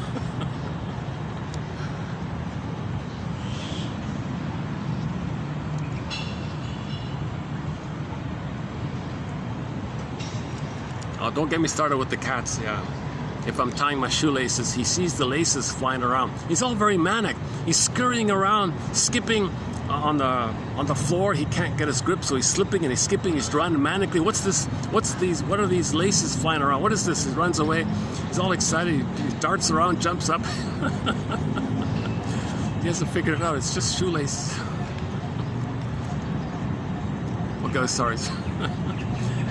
That's the first time I've talked about my cat. Just slipped out like that. That's the Freudian slip. I wasn't planning to talk about my cat. But maybe I have an emotional feeling about it that I was suppressing because of this morning, his antics, right? So I feel safe talking about it. And sometimes when you feel safe, the thing you're suppressing blurps out, you know, like a frog. Woodman calls Freudian slips little frogs that bleep out. Unconscious, forest, okay, dark, unknown, there might be some frogs there. So you're talking to somebody, and then what do the frogs bleep out? So my talking about the cat is like within me, the repressed feeling about my cat, and I suddenly talked about it. I wasn't planning on talking about it, but just kind of blurted out. That's called a Freudian slip kind of thing. So jokes might be a clue to that. Freudian slips and jokes sometimes, or things you're doing. You got to interpret those things. Those are clues from the unconscious. Those are clues.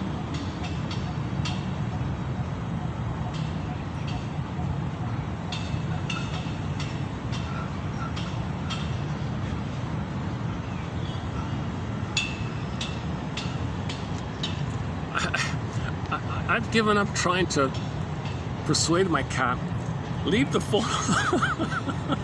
You just, I don't want to, you know, get angry at him too much or anything like that. No, I try to distract him. I try to make a gesture. No, he doesn't get it. I gotta swat it.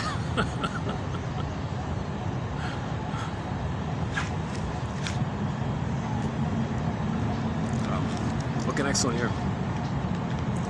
By the way, just a bit of a trivia thing. Just a side comment here. Tears that arise because of emotions are chemically different from tears caused by a physical irritant. Kind of sounds obvious, right? There are more stress hormones in emotional tears. It's almost as if they are being flushed out. So why you feel better when you have a good cry? Because the cortisol is coming out. You got less stress hormones. It's coming out in the tears. So we need the tears to get out the cortisol. We've got too much cortisol going on. You know, when the baby's traumatized, some babies are born with PTSD if they're filled with cortisol. You know, Jesus Christ. And the amygdala enlarges, pumping out more cortisol.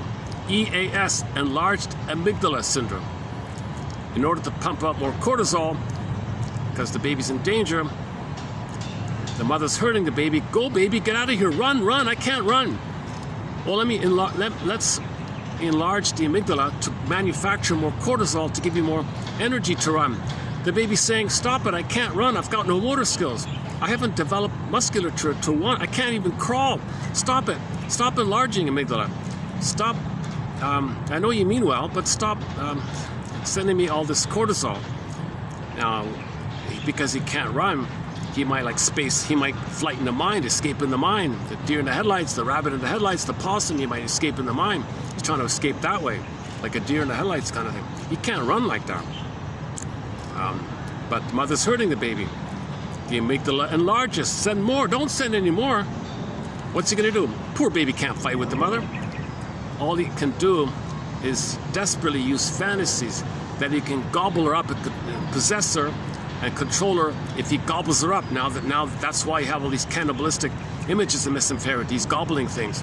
The baby has this desperate fantasy. If he can gobble the mother in a rage-like thing, maybe control her, possess her, then she'll be a loving mother if you can gobble her up like that. So the amygdala, this little shape like an almond in there, right? The stress response, it's enlarging, like this EAS. So he's got too much cortisol. He's got too much cortisol.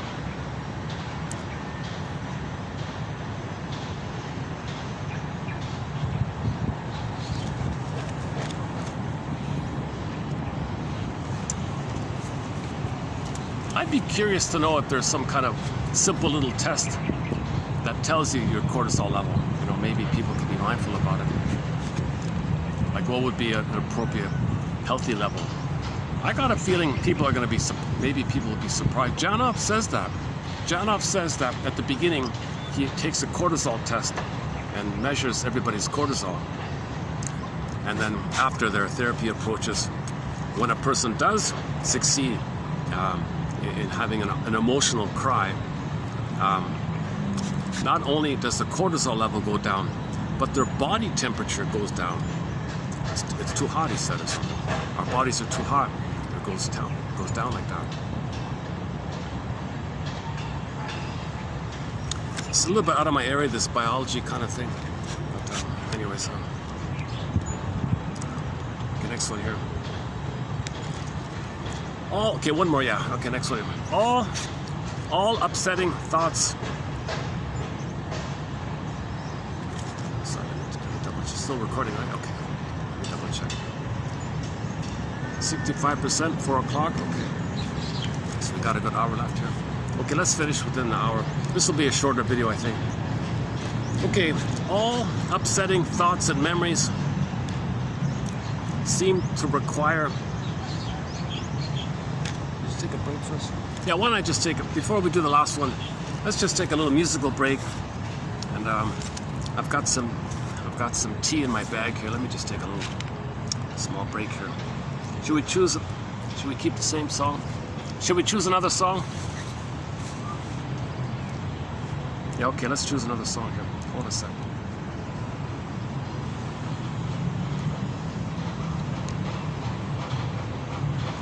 Delirium? Should we play some Delirium?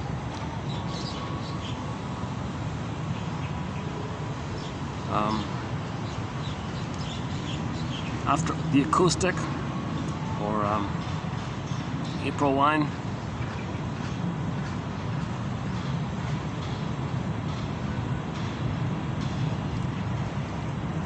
We played Beatrice Deer yesterday. Susan Aguilar, Brian Andre.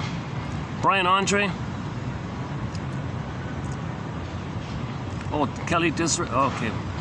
The Kansas one. Castle by the Sea. Chase Wild Horses. Okay, let's play Chase Wild Horses. Okay, here's Kim, what's her name? Kim Ritchie, right? I don't chase wild horses anymore.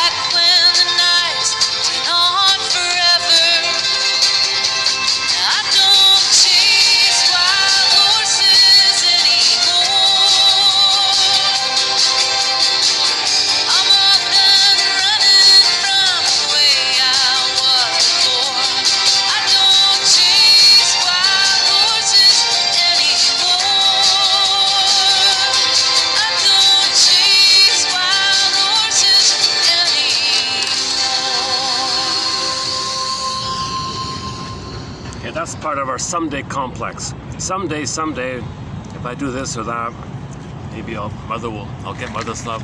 I'll get the love that I should have received back in the nursery. Does that make sense? Okay, last one here. So if you have any kind of upsetting thoughts, okay, upsetting thoughts and memories. Hold on a second.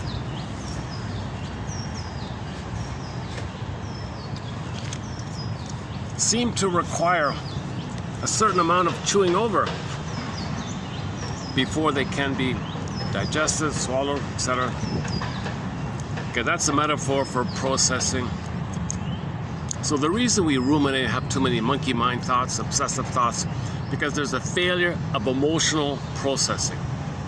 We can't feel it, we can't process it, we can't know it, so it spins up in the head, spinning around, looking to find our story so we can feel it. Cognitive knowing will lead to emotional knowing. But in our cognitive knowing, there may be a resistance to making links. So that's why we're spinning around trying to make the links, but we're afraid to make the links. Because if you make the link, okay, that's betraying your mother, because your mother didn't want you to know your feelings. Your mother ate your heart, so things are fragmented. If you try to make the links, okay, you resist it because that's Masterson's axiom. Healing or self-activation triggers the abandonment depression, which leads to defense. So you don't make the link. So you spin around, avoid the links. Yep. So part of why we're spinning around is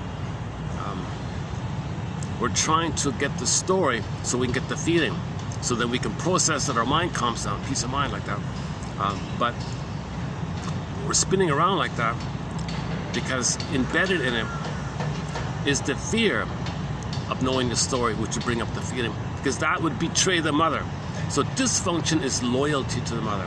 Unhappiness is loyalty to the mother, tied to the mother. Okay, so dysfunction means you're still trying to save the mother, please the mother, do what you want, and all that stuff. Once again, Masterson's axiom: self-activation triggers abandonment depression, which leads to defense. We can use the 3 points, right? Self-activation triggers abandonment depression, which leads to defense. He's got this triangle is very handy. There are many 3-point kind of things. So when you're spinning around, okay, you want to look at your pattern. Maybe think about when it began, and to catch yourself live in a here and now moment, and then you get the gold of feelings.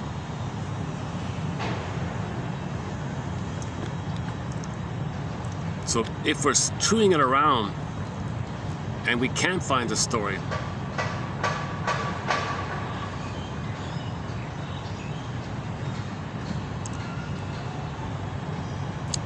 so that means it's put out. We can't process. So metaphorically, it's indigestible, unknowable, unmentalizable, unsymbolizable, unformulatable, unnarrativizable.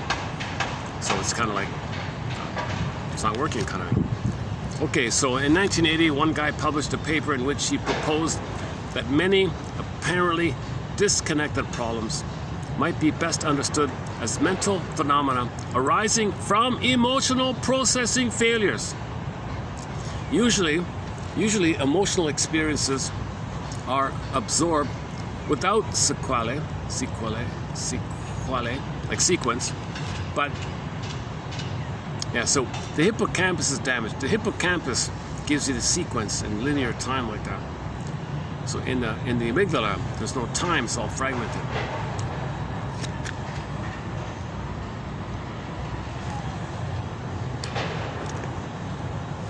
But if emotional processing is incomplete or unsatisfactory, then symptoms such as obsessions, intrusive thoughts, disturbing dreams, okay, emotional volatility, okay, stuff like that might be there. Stressful experiences, especially those we associate with the later development of PTSD, are so intense that the processing channels become overloaded and recollections reappear in the stream of consciousness. So Philip Bromberg calls trauma an emotional tsunami. It's too much. PTSD, now you're swimming around, swirling around. So in stream of consciousness, okay, in your ruminating thoughts, it's kind of like a stream of consciousness that's riding the broccoli boat. So you want to ride the broccoli boat and see if you can make associations, see if this reminds you of that, see if that reminds you. Try to make links, try to find your story, narrativize, find your narrative. Many psychological therapies probably work to a very significant extent by facilitating emotional processing. This is usually accomplished by regulating the intensity of reminiscences. We suffer from reminiscences.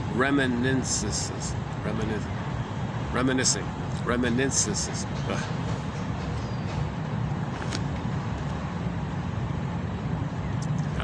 We've never played that band, the Little River Band, talking about reminiscing. We suffer from reminiscing, or reminiscences. Ugh. Reminiscences.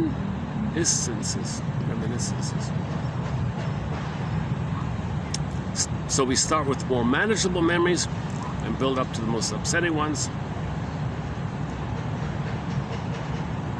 This might involve having several conversations where memories are explored in more detail.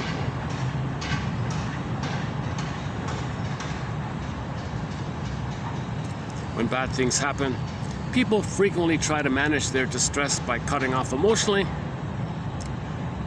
Comfort foods or alcohol are sometimes used to dull the pain, but all forms of avoidance and denial are likely to interrupt the emotional processing and delay recovery. So every time somebody smokes or drinks or eats some cookies when they're not physically hungry, okay, they're delaying their processing. They're delaying their healing. They're delaying it, right? It's just being delayed like that. You're getting older. And then that song, the Italian song. Then you're 80, look in the mirror. Where are my dreams? Where's my soul? What happened? Well, you delayed it. You delayed it all the time. Oh, okay, well, let's think about when I was 16. Oh, that pretty girl. Human beings seem to have an innate completion tendency. Okay, the innate drive for healing. Okay, he calls it here the innate completion tendency. Human beings seem to have an innate completion tendency. Okay, processing, knowing your story. Okay, construct your story. It's complete. Your story is complete. You're aware of what you need to be aware of to heal. That reworks traumatic information and puts it into active memory until it is reconciled with our broader understanding of the context. So the context is your mother was impaired, and now you're getting memory about that you are traumatized. Link it to how mother was impaired. Parse out, discern those two. The Minotaur poofs away. Medusa poofs away, and the twins are born. Okay, Pegasus and Chrysaor. The Maiden King is there. Rapunzel's back. The princess is back. Okay, Penelope is back. Okay, Snow White is back, etc. Yeah, this batch, okay.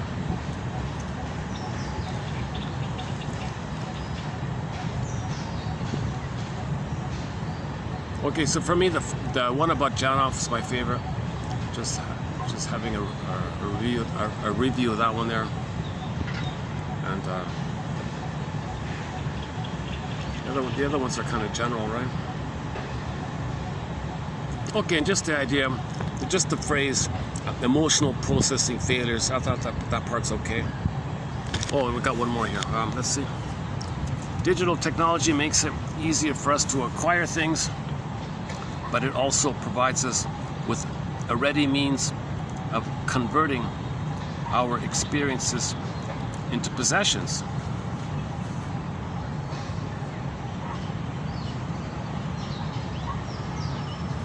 Studies show that individuals who take incessant photographs or make video recordings of experiences, such as attending a concert, remember less than those who simply focus on what they see and hear. Memory consolidated with accompanying emotions is supplanted by emotionally inert images on a small screen. Such images are then frequently displayed on social media to perform the same function as status-enhancing possessions. Okay, so you can search for the status-enhancing possession. See, I went to the concert. I saw Aldo. What's his name again? What's his name again? I saw Aldo. Hang on. Oh, I saw Delirium. Oh, hang on.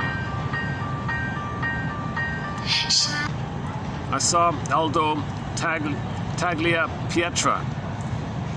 So you go to the concert to see Aldo Taglia Pietra. You go to the concert, but you're filming it the whole time, looking through the screen. So there's a kind of a shield there, right? And you're focused more on getting a video of it to post it on social media, to tell your friends, see, I saw that, that's the status. Oh, you went there, that's the status. Wow, you're so important. You had free time to go to the concert. I wish I could have gone. You went. Wow, that's awesome. You know, you have this accomplishment, this achievement or something. And they're kind of focused on that kind of thing to compensate in some other area. Whereas normally you go to the concert, you just be present. Just be present to the general concert. To people are just to the whole energy and people around you, and the show and the antics on stage, I guess. And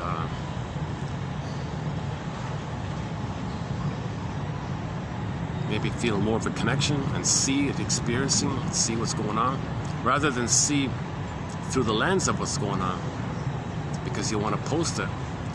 So what did he say again? How did he put it? Digital technology makes it easier for us to acquire things. So now it's like we're kind of acquiring things. I bought something. I got this little video of the concert. I'm going to show it, post it. So we're turning it into a possession. Instead of an experience, we now have a possession. This little video thing.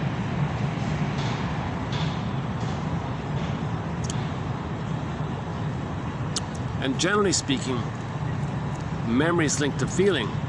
So the person who went to the concert who didn't film it probably remembers more and had a better time, let's say. And you talk to the person who filmed it. Oh yeah, it was okay. I saw it and all that. Oh yeah, did you feel much? Wow. I'm just so proud. I got it on camera. I'm so happy. I'm gonna post it, show it to my family. But did you enjoy the concert itself? Oh yeah, sure. Really? Okay. Turn the page. The same person goes to the concert without the filming. Did you enjoy the concert? Oh yes. And measure the two. He thinks going to the concert without filming it, he might have enjoyed it more than going to the concert while filming it.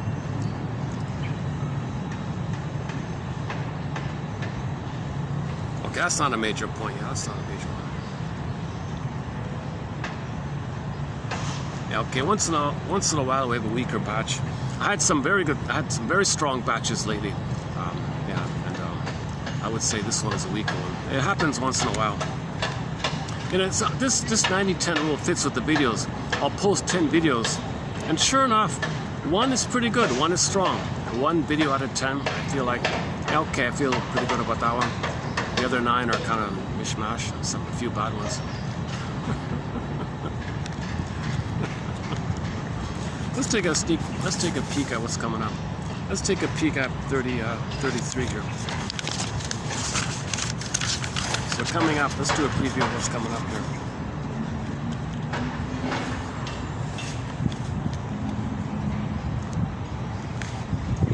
Okay, a little bit about repetition compulsion, very important one. This unconscious drive to relive past events could be one of the mechanisms at work when families repeat unresolved trauma in future generations. Okay, we don't have too much on the intergenerational trauma. If a mother wasn't loved by her mother, she never had a beingness. The mother didn't allow her child to have a beingness. So when the daughter grows up with no beingness, she can't love her kid. So likewise, that kid's not gonna have a beingness. And when that kid grows up, she has no beingness, so she can't love the next kid. Same, so it's passing down like that.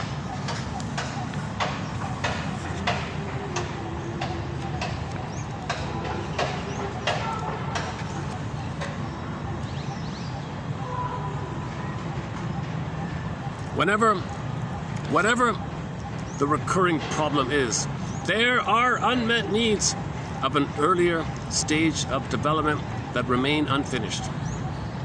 What has not been worked through gets reenacted in the present relationship, i.e. repetition compulsion. You're not enjoying the present, you're not relating to who people are in the present, you're using them as a staging, as a stand-in for somebody in the past, either yourself or the mother, and you replay the thing. In the Faustian deal, the people in the present are you, and you're the mother. Your mother shamed you, you're the shaming mother. You shame yourself, repressed, projected. You need someone to play you, which you're going to reject, because you're the mother who rejected yourself, so you reject yourself. She rejected you, you become her, you reject yourself. That's repressed, unknown, can't admit it. Yesterday's topic, projected. Now you got to see someone else as holding your soul, which you reject. It's reenacted. Or someone else cries for love, and you say no to them. They're you wanting love, and you say no to them, because you're the mother who said no to yourself. It's yourself is projected, repressed, so it's projected. So you're kind of replaying this loop thing.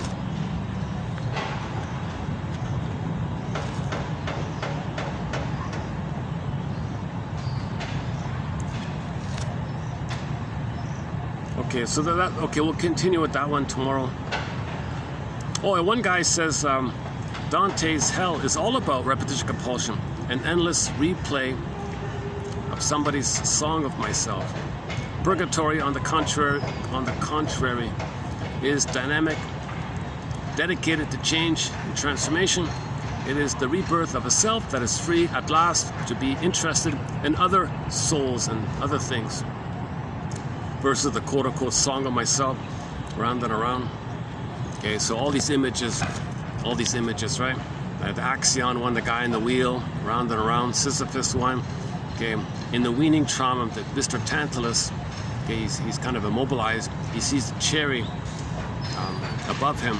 He reaches up to grab the cherry. The wind blows the branch away, or the apple, or whatever.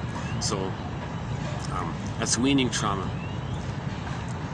So the baby was tantalized from other weaning trauma. He wasn't ready for that. He wasn't ready to be weaned so prematurely. So this is recorded in the mind with the imagery of Tantalus reaching up for the cherry, the wind blows it away. Reaches up, blows away. He's never satisfied. It also means that whatever you get, you're not satisfied. Even if you get stuff, you're not satisfied. So you're always tantalized but never satisfied. Just like the baby who was weaned prematurely. He was never satisfied. This issue with, one way to think about weaning trauma also is the baby and the mother are one, right? I don't know, mother will know, and the child will know, and the mother will know when the child says, thanks, Ma. I've wired in the memory of you soothing me. I can take it from here. I can be on my own now. I can start to be on my own. Mother's impatient. No, tough. She thinks in jungleism. You got to be prepared. I'm going to suffer you. It's jungle. I'm going to make you think like a jungle because I think like a jungle. You're going to make you think like a jungle. I'm going to traumatize you. Weaning trauma. I'm going to traumatize you. Okay, so what the mother says, the baby might say on the baby's end, hold the phone, mother. I'm not ready yet to have self and other differentiation. I need enough love and safety to feel my self-sense consolidate and hatch out of the two as one. If you freeze me up prior to that time, I'll have in my mind this unmet symbiosis, the constant craving, the constant object. I'll always look for something to fill in for you, to pick up on it. I'm not ready for that. Now, if the child does have that psychic structure, and there's a hole there, no mother, and he can't be himself, okay, that can lead to an imprint whereby they go through life thinking that everything out there is symbolic mother. So if they get something, they're entitled. They're supposed to get it. There's no gratitude. Again, the air in the hole. What do you say? The air in the hole. The air, trying to fill the hole with air. It doesn't work, huh? So the person will be narcissistic. They'll feel entitled to receive. Symbolic acting out. If he gets something, well, it's mine anyways. I'm entitled. So he'll be constant state of entitlement. So weaning trauma will lead to an entitlement personality, a narcissistic personality. So weaning trauma can also lead to a narc NPD like that. Because in the mind, the fusion is still there, and everything is missing mother. So he feels entitled to receive mother's love, but everything post that critical time is only symbol of mother. So he's now addicted to searching for the symbol due to the compulsion to repeat. He's addicted to this, or he's dependent on this, so he's got this compulsion to repeat. He can only get out of it by by going into the labyrinth with a thread and reflecting and discerning. He's got to do some self-scrutiny like this. He's got to be a detective like this. If he's not conscious, he doesn't find consciousness. He doesn't do the hero's work, the hero's journey, the second journey, the midlife scrutiny period, the midlife survey period, the midlife audit period, the midlife examination period, usually around 40 or something, ballpark. Then he's going to spend his life again, in a narcissistic mindset. He can't have gratitude, love and affection. Gratitude have not entered the psychological picture yet. He's still in the baby mind of the entitlement. So he'll go through life with a sense of entitlement because his behavior outwardly is going to reflect the inner state. The inner state is baby and the mother are one. He never got mother to separate from her, so he's still not frozen in one thing, and it's unmet. So it's suspended there, flash frozen like that. So that's his mind like that. So the outer behavior and attitudes and expectations for entitlement's all about me. I gotta fill in, give me supply, don't care about you, just give me this kind of greed, egocentricity. Okay, that's the reflection of the map inside. We go by these lenses and maps like that. You want a healthy map. You don't want this traumatic map where mother weaned you prematurely or she abandoned you at birth, stuff like that. Okay, these theories are all just approximations. There's no perfect, clear theory here.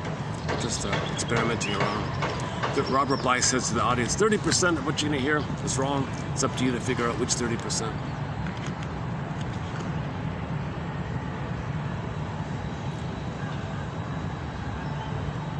Coming up tomorrow, got one about dreams here. Well, here's the one about another way to think about repetition compulsion is Mr. Bowlby. He says that the model you make, the internal working model you make, the script, and you see it like that all the time, it's a self-perpetuating quality. So narcissism is repetition compulsion because you're seeing everything through that lens again and again against the repetition compulsion. That's one way to think about repetition compulsion. You're always seeing everything through that traumatic lens. Burglars metaphor for this is the 45, the one model, the one imprint on the 45 record. Quote, every neurotic is a music enthusiast, but he only has one record, 145. He carries it with him everywhere he goes. Every time he sees a turntable with never-ending fiery ardor, he says, he plays his one and only tune. Repetition compulsion. New situation, plays that tune. New situation, plays that tune. He can't enjoy the present. He's got to brush off whatever's in the present and only play that tune. Cherry pick, selective perceptual bias, cherry picking. He's got to select and pick and choose to fit the lens. He's got to brush off so much and just choose what fits the lens or make it up somehow. He's got to see the present as the past, and he's going to replay the past. But the present isn't the past. All he can do is interpret his present behavior, his recurring pattern like that. Okay. So another triangle is, you have a pattern, when did it begin, and to catch yourself in the here and now doing it. Okay, so one interpretation has those 3 points. You have a pattern in your life. When did it begin? And catch yourself in a here and now live example, engaging in it with the person, and catch yourself. It's emotional, it's real, it's a pattern. It began then, you link it all up. You link it all up. Our linked film one for this point is, I don't really recommend the comedy, but there's a scene in there I recommend. So I would say put up with the silly film, but there's a key scene that's worth highlighting. I love Huckabees. Okay, the film called I Love Huckabees. Some department store is called the Huckabees department store or something. It's sort of silly about a pretty girl trying to sell the goods at the store or something. But it's not about her. It's not about the department store. It's sort of about her boyfriend, Albert. So he went to the shrink. The shrink called themselves, he had three shrinks. One of them called himself, I'm an existential detective. Don't call me a therapist, he got upset. Don't call me a therapist, call me an existential detective. I'm not a shallow counselor, I'm an existential detective. It's sort of satire and poking fun at several things. They poke fun at therapy and New Age and even the meditation thing. They kind of poke fun at, yeah, the dark side of meditation, actually, they showed that there, this disassociation kind of thing. Yeah, that's true. The dark side of meditation, I think they touched on that. There's a scene in there about that. Anyways, this Albert guy, the boyfriend of the model, buy goods at this shop or something. Kind of silly thing. Like she was hyper materialism, right? Hyper superficial materialistic, and he wants to heal his soul, like the two, like they were opposites kind of thing. Anyway, so Albert says, shrinker man, help me. So they took him to his childhood home. They saw the mother. Yeah, this pattern that you have of betraying yourself again and again, self-defeating, self-sabotaging, fear of happiness, fear of success, you're doing it again, you wreck your chances, you're doing it again and again and again. You learned it here. You learned it here in the home. We saw it here. We talked to the mother. We saw it here. You learned it here. The mother betrayed you. And that's why, in the present, you encrypt the truth, they said. He hides the truth. He doesn't know his feelings. He can't be guided by his feelings, so he's going to fail all the time. So he had a pattern. He learned it back there. And that's why he does what he does in the present. Oh, man. Yeah.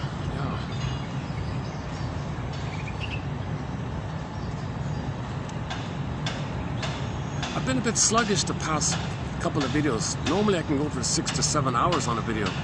Lately, 3 hours has been a bit challenging. Maybe it's the heat.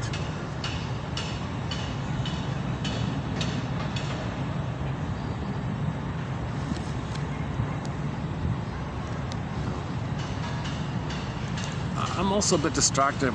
I might be in a bit of a moving transition. I'm not sure. Let's see how it goes.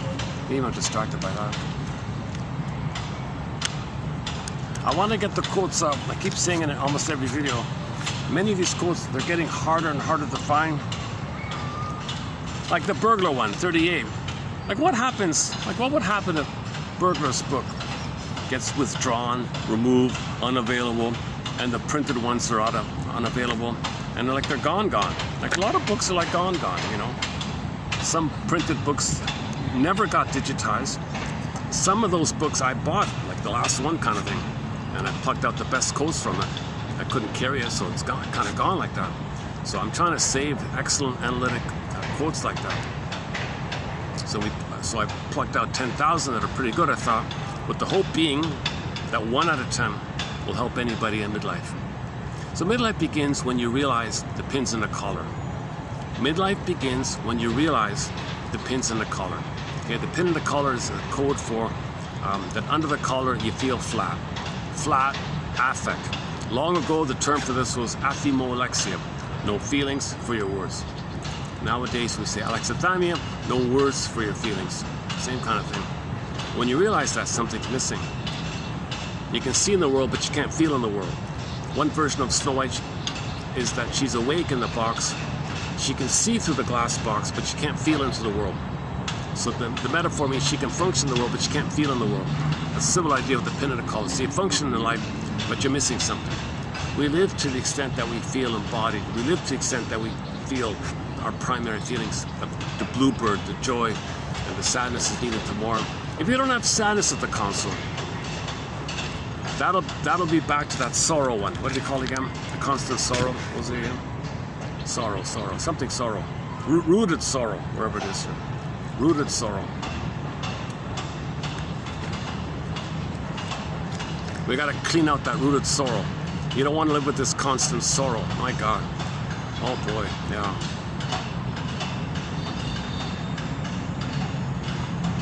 A lot of it's anger turned inward.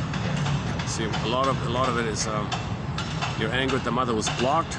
So imagine a river hitting the bank and the rushing water rebounds back in on yourself. So your own life force to connect with the mother is rejected. First, round one, mother, please connect with me. She blocks it. Soul frozen, life force to limbic system. Anger. Anger is an expression of unmet needs. Mother, now I'm expressing with my anger that you failed me to meet my needs. So round two, could you please regard my anger as a communication? No.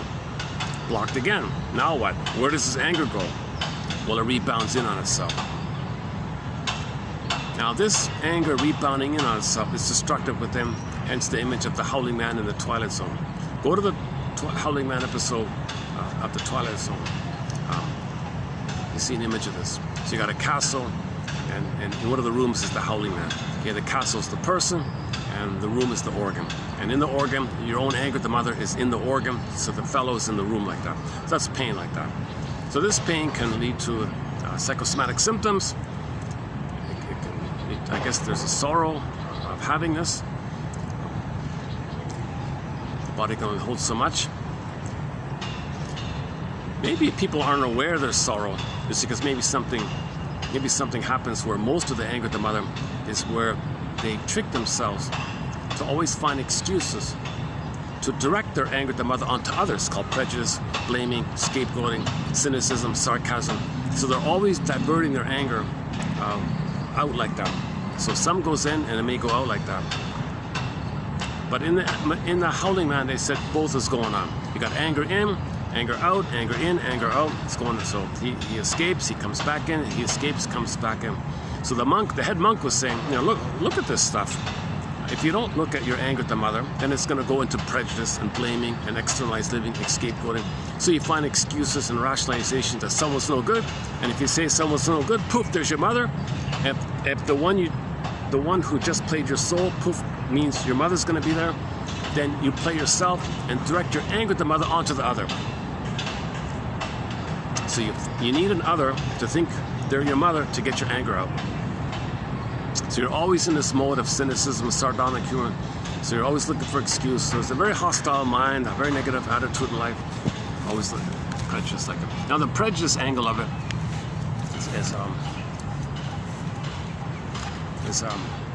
it's very easy to get your anger out of mother. All they got to do is find someone who's not familiar to you. That'll click it. Fear of the unknown, fear of somebody new somebody new's in the company, somebody's new to town. Well, that'll click it. That'll click your experience that when mother was unknown to you, she was a dangerous monster. From the baby's point of view, his small size, the mother is the giantess in the nursery. He's enraged at the giant. He's got a memory of the giant. He takes his rage, shake with the image of the giant. Now you got the monster. So now the mother's a stranger. She's a monster even. More than a stranger. The mother's a monster, kind of thing. So to trigger that, it's easy to trigger that. Regard somebody who's a little different or something, and that can trigger it. I don't know you. Well, I didn't know my mother. Mother was a stranger. Mother was a monster. It's frozen. We seek consciousness. So prejudice like this is a chance to be conscious that your mother hurt you. Prejudice means your mother hurt you. Prejudice means trauma, obviously, very simply. So anyways, you want to get your anger out at the mother, so find some other, just say they're different, mother was different, and that image is very scary or enraged like that. Now you can think, and then cortex, give me some excuse, make up something, flim-flammery, duplicity, I don't care, just make up something so I get my anger out at the mother. Make me believe that they're no good, then poof, they're my mother, or the other triggers the mother. Make some excuse so I'm not aware of it, make others fool others, I don't care. I gotta get my anger out, because I don't want to be too sad inside. Yes, they're already depressed inside, and the rooted sorrows inside, the depressions inside. Okay, covert shame, covert guilt and shame and all that, sadness like that, melancholy's in there. The melancholy idea is that, yeah, okay, that's a separate topic, all right. So 2 ways to divert your anger at the mother onto someone else, called prejudice. Say they look different, or act different, or talk different. Unknown, fear the unknown. My mother was unknown, she was scary stuff, and I'm angry at her. So the other's my mother, my anger at the mother, I can divert, redirect my anger at the mother, like a thing, and then you found some excuse to think that they're your mother. You're psychotic. Prejudice is psychotic. Prejudice is psychotic.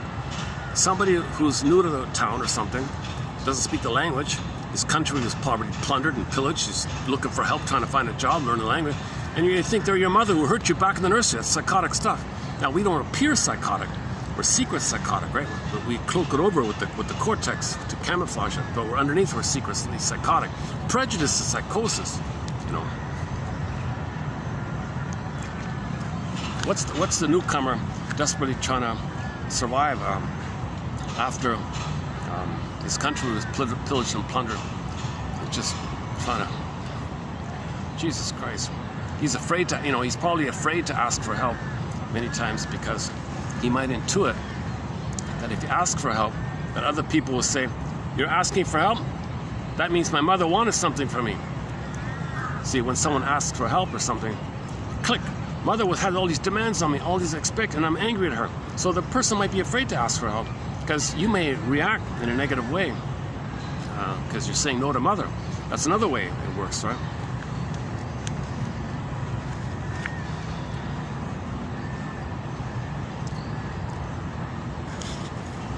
Okay, this whole topic of why we're plundering places like that, so sad. Okay, if the baby was plundered, identify with the aggressor and the plunder. This was created from an, okay, we're homo traumacus for the past few thousand years. Village to pillage, need prejudice to pillage. So babies were traumatized to create prejudice.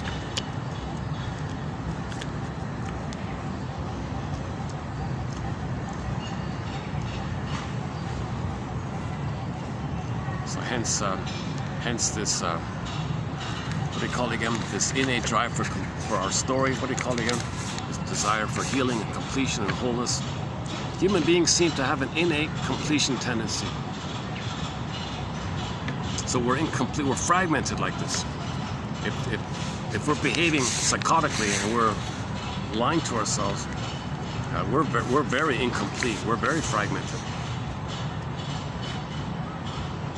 So identify the psychotic script, you know, assimilate it, put words to it, understand why it's there, then you're complete. Completion tendency. Innate drive for healing. Innate drive for healing. Innate drive for healing. So the storytellers came on the scene, the philosophers came on the scene, all the interpretive literature people, Ibsens and all that, came on the scene, and sometimes, you know, poets. A few poets are around, Emily Dickinson a little bit. Truth is, poetry is truth dwelling in beauty, says one person.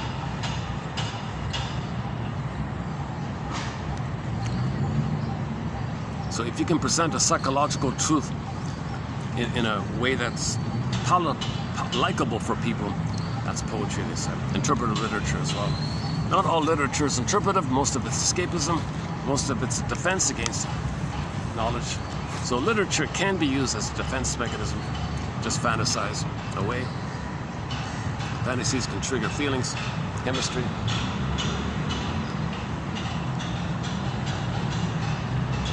Man, oh man, I wish I were a little more refreshed and energized. I think the conditions are good here. I got a bit of a breeze here. Cooled off a little bit. It's probably 5:30. What is it, 5:30? Let's see. Oh, 4:40. Look at that. Wow. Look at that. I still have about an hour here. Look at that. I gotta discipline myself. If I'm tired, just close the video instead of dragging it on, kind of thing.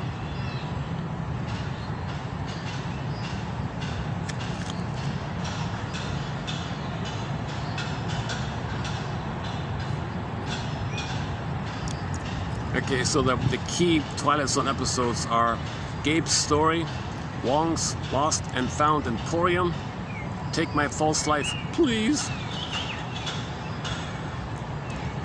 Howling Man, Saturday.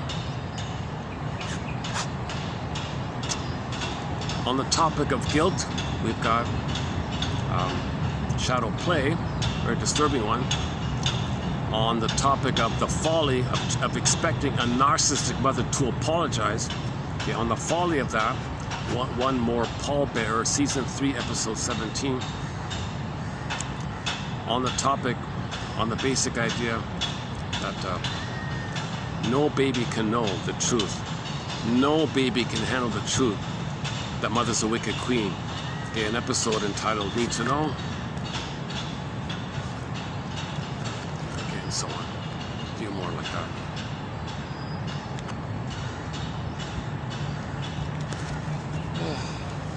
Let's take up that Italian song. Let's play that Italian song again.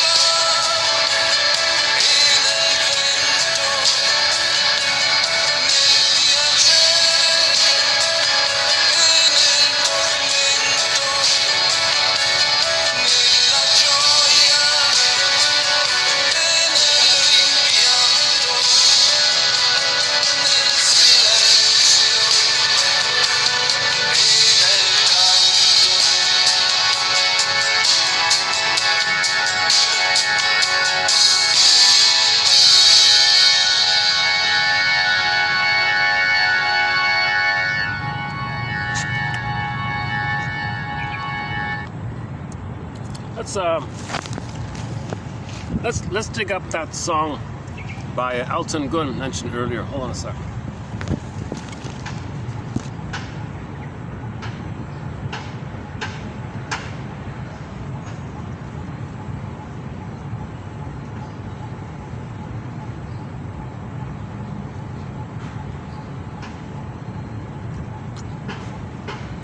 Rakia Su Kadaman.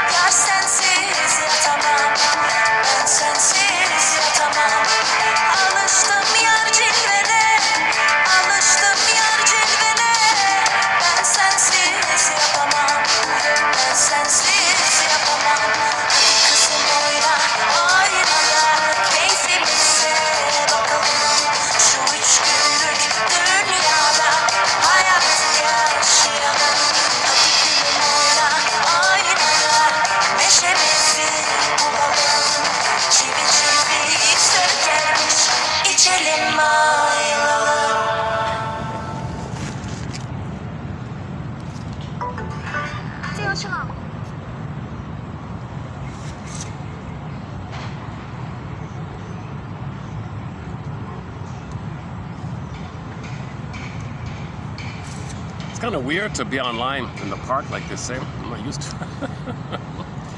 It's pretty good, actually.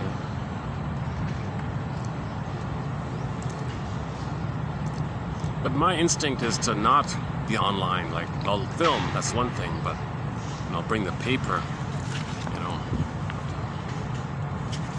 A new thing we started recently is to, if I can put the quotes on the word file thing, they got a read aloud function, and the audio, the read aloud function is pretty good. So we did it yesterday and the day before. So we did it twice already. I didn't do it for this one, but maybe in the future that'll be a new thing we'll do. Okay, let's just riff here a little bit and then wind it down here. Any questions? Just joking.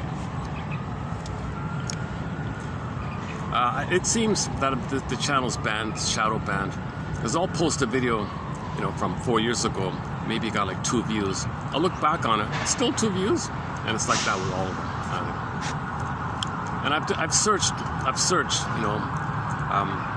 if anybody's searching for this material, they won't find it in any kind of search way. No one will find it. If you specifically have the phrase 1001 Windmills of the Mind, okay, then you'll find the channel. But how are you going to know that phrase, right? Or the YouTube channel is entitled Psychoanalytic Self-Awareness Quotes. Who's going to think of that? So it's hard to find. But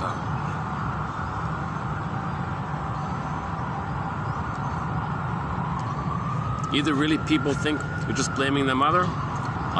Don't blame my mother. Are people still at that kind of place? I don't know. Or my delivery is so distracting, no one wants to, watch or listen kind of thing. That's possible. I have a lot of anxiety as I make these videos. I have not been analyzed as well. So by the way, anxiety, one theory about anxiety. So we know you're afraid and you don't know what it is. Well, most of the fear is because just living in life always reminds you of the trauma in the past. And the memory of the trauma in the past being you're constantly reminded. Because remember, the mother's the world, so the world is the mother. And the mother was terrifying, right? She was too impaired and all that. So living in life, okay, brings up the constant old fears. Now those old fears, we don't remember. Visceral sensations. So the language of those old fears come to you through anxiety symptoms. Okay, sweating, shallow breathing, stuttering, things like that.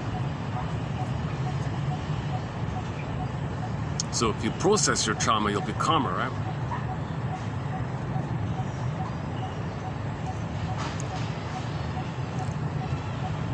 I don't really use the phrase too much, like nervous break, like a problem with the nerves or something, but it does affect the body to always be anxious, right?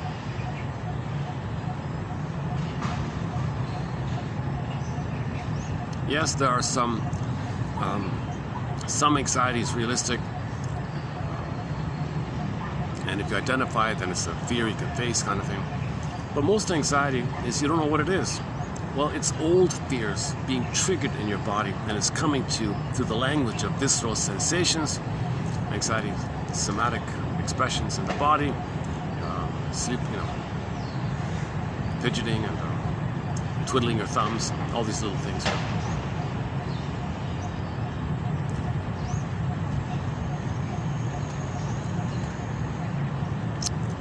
One key image for this is the Inside Out 2 film called Anxiety. She had this, in the mind, there were these, this like computer room with all these people trying to imagine scenarios. How can we manage it? What if this happened? How can we manage it? What if that happened? How can we manage it? Okay, that's code for the baby was trying to accommodate the mother. The baby was trying to please and placate and soothe and comfort the mother. He couldn't. So you're stuck constantly, what if? So it transfers that into the world. What if this, what if this, what if this? So she was always manically, and all these scenarios like this.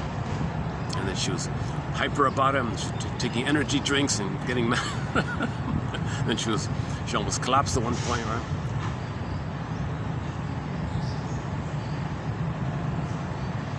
It's the mothers don't realize it, but if mothers don't realize it, they don't realize that when they were a baby, that they were put in the situation which they are giving their baby, which is that when they were a baby, they tried their best to please the mother, soothe the mother, placate the mother, comfort the mother, mirror the mother, make the mother feel seen and won, and give the mother her blissful oneness, give the mother her soothing and all that. Baby can't do all that, so the baby's trying frantically, how do I soothe you, mother? I'm only a helpless little baby. How do I soothe this giant angry monster? How do I soothe you, for Pete's sakes?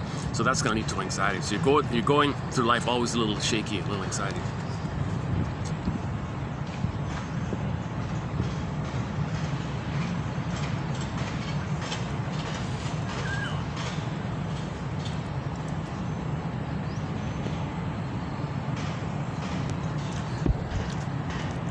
Okay, now in the future, maybe we'll look into this issue of the difference between, now this is the biology area, I don't know this area, but the difference between the sympathetic nervous system and the parasympathetic, how that works.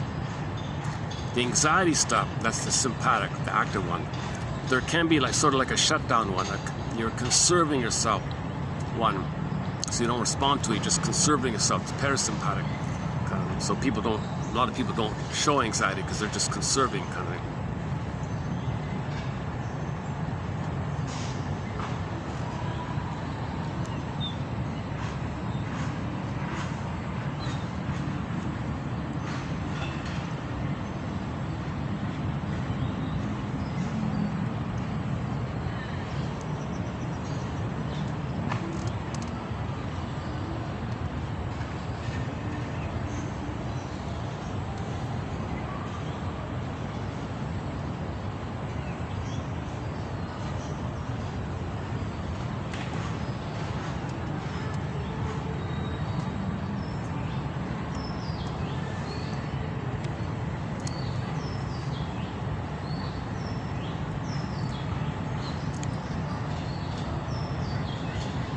So in the beginning, the baby had an immense fear of the mother. That's a direct fear. It's a direct thing.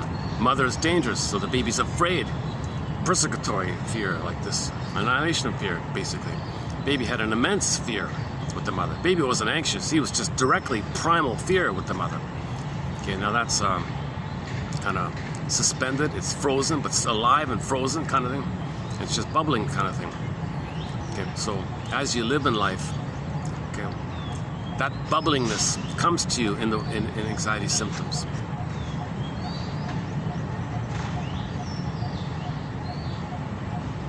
So anxiety means you're facing old fears. Most anxiety is not about any kind of future fear. Most anxiety, yes, some, but most anxiety is because of the old fears which you don't remember and it's coming to you. So anxiety means you were afraid of your mother. I obviously must have experienced a lot of fear with my impaired mother, you know, so anxiety is like that.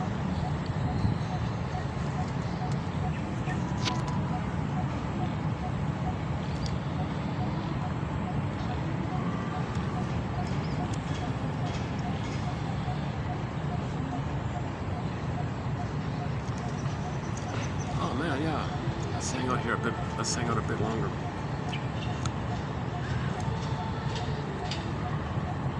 Check out that dialogue Burglar had with that gold digger, that wannabe gold digger woman. So one woman was a failed gold digger.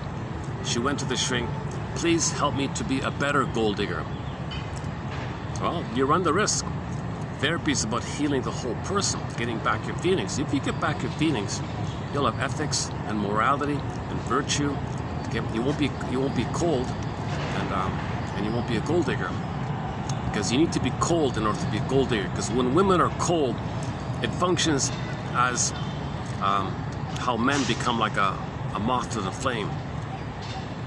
So if the woman's not cold, so her conscious goal to be a better gold digger is at risk if she goes into therapy. Well, let me think about it. that was a very animated kind of thing we did. You know, that one of that video got 1,000 views, no watch time. It's funny about that. Sometimes the video will get like 100 views, but the watch time is 0.02 of a second. So maybe it's just computer counting or something. It's not like real views. I gotta put it out anyways. You know, maybe someday the ban will be lifted and people can learn or something. I don't know.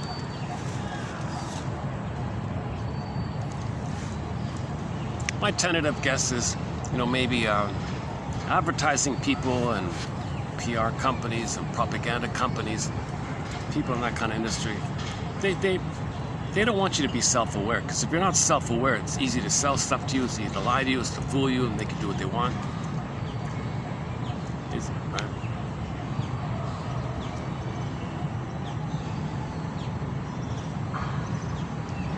For example, if you don't know that you didn't have a loving mother, then they put a product on TV and describe it as a good mother. They'll describe the washing machine as a good mother. Durable, reliable, trustworthy, always there for you. Durable, reliable, you can count on it. I'll never let you down. 30-year warranty. Gotta buy this washing machine. They'll kind of describe it in an emotional way to appeal to your unmet need for a good breast mother. So you're gonna transfer the needs onto the machine and have people drawn to the machine unknowingly thinking it's mother. There's some kind of blending like that. But if you know you didn't have a loving mother, you might think practically about the machine. Do I really need it? And I don't know, maybe it's too big or something. You might think more analytically, more carefully. But if you're too drawn by the emotion of it all, you don't even need the machine. Oh, I want mother, I need mother, I buy the machine. You don't need it. I gotta have mother. You buy it anyways. And then you make some excuse. Oh, it's on sale, gotta buy it, whatever. So the more you don't know yourself, the easier it is to fool and sell things to people.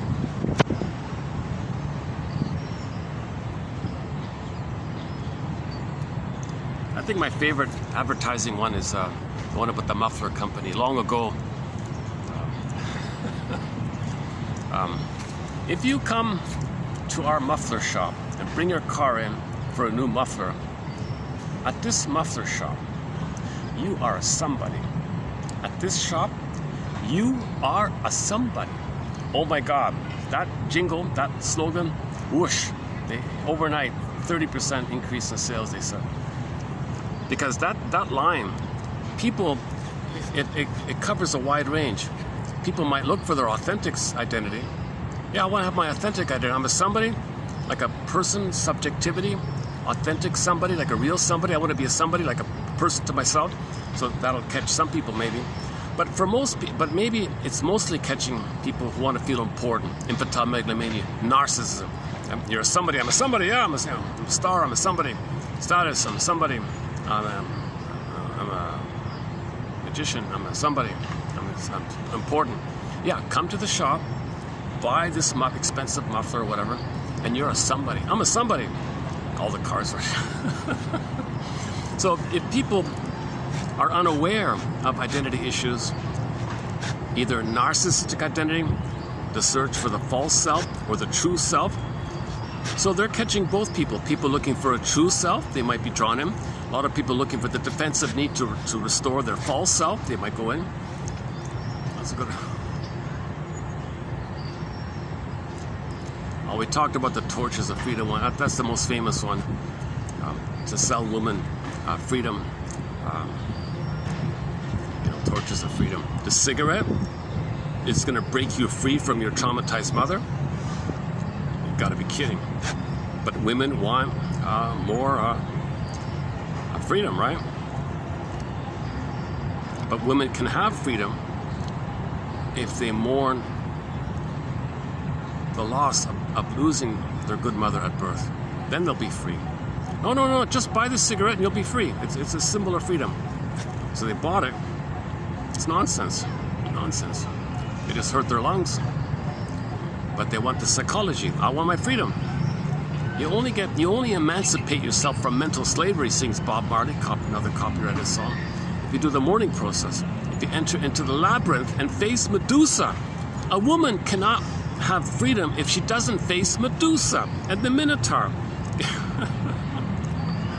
She needs to discern and reflect and have a thread Adriana's thread, the red thread. Something guides you into your unconscious patterns. What's your script? What's your model? What are you repeating?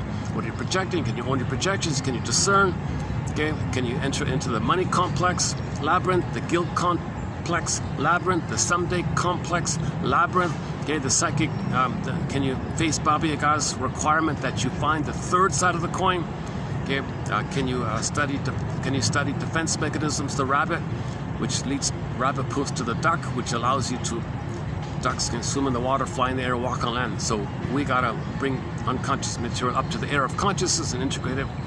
Similar to the fisher one, you pull up the fish, throw up the fish in the air, you catch the fish, eat the fish, or the rampion, the radish, the Rapunzel, and you eat it, you accept it, assimilate, and then poof, the egg might appear.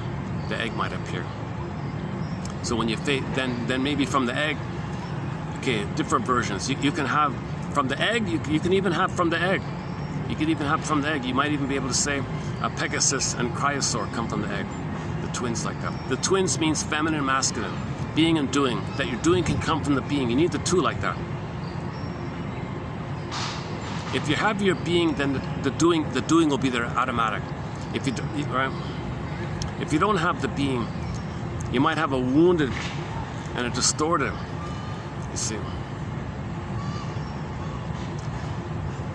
we're already dealing with the wounded Pegasus in a cage, and the doing is whacked, and the Pegasus wounded, suffering in the cage. You know, we want to get out of that. And what's causing that? Well, the mother complex, the Minotaur. So you got to face the Minotaur, and then your inner Pegasus and Chrysler will be healed, you know. Or simply it'll come up. It'll poof away and a new potential will come. Yeah, it'll disappear and a new one will come up. Yeah.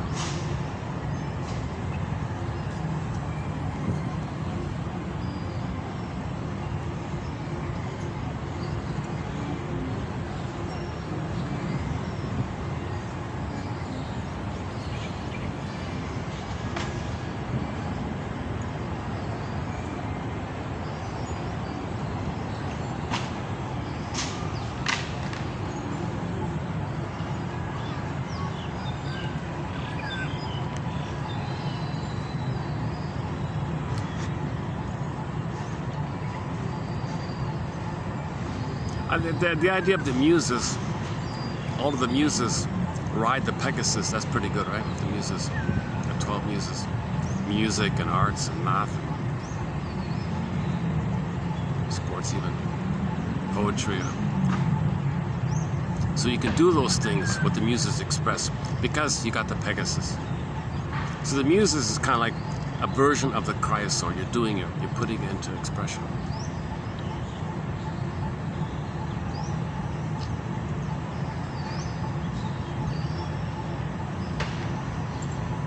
Yeah, the example I tried to give before from Burglar was, he's got this theory called psychic masochism, a troublesome, hard theory, but he presents it in a fun way with the courtroom. The soul gets a lawyer, and the lawyer negotiates with the judge, and you got this funny dialogue like that. So it's a way to, you know, convey a truth in a manner that people can tolerate. Truth dwelling in beauty. The beauty, he just means you can accept it as tolerable. It doesn't have to be like beautiful, beautiful. It just means the difficult material is presentable. He means it like that. Okay, finally calm down, eh? Look at that. Yeah. Let's see, what time is it? 5:10, 39%. Battery's holding up.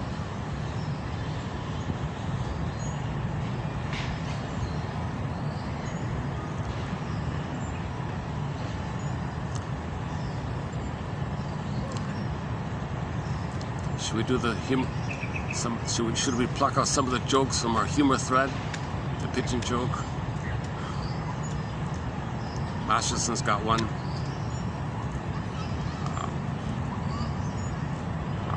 Oh, jeez.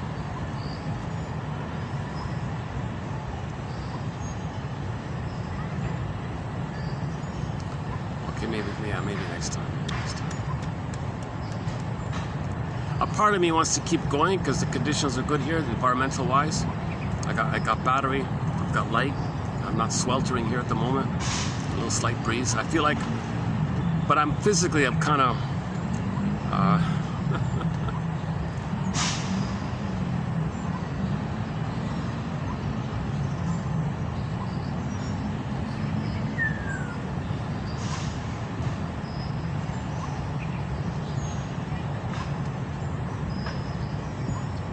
See.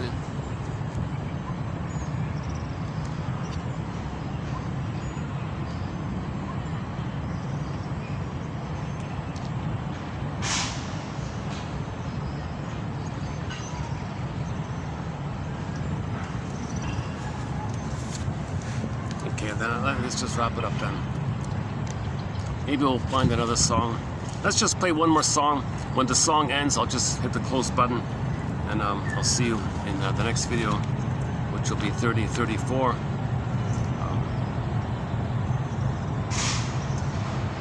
Okay, one from Bowen, one about transference. Okay, the importance of finding your story.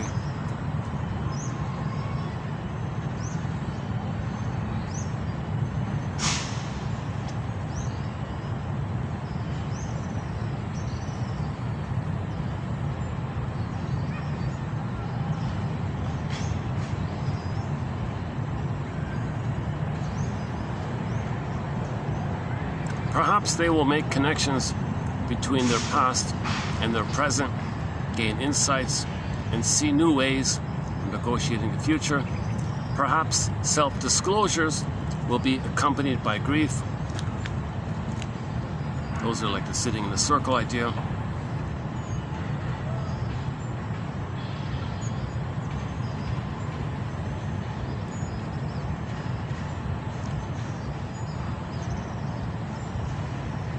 Separateness, as defined by Bowen in his book Family Therapy in Clinical Practice, occurs when, quote, a more differentiated person can participate freely in the emotional sphere without the fear of becoming too fused with others.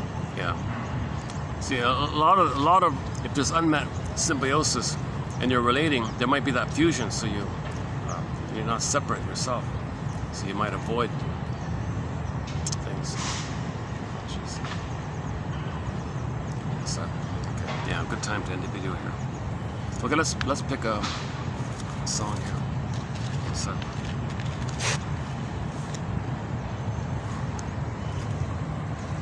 okay, let's see.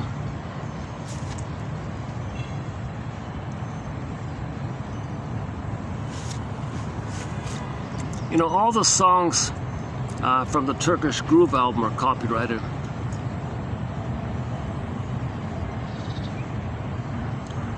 April Wine, we've got a few songs from April Wine.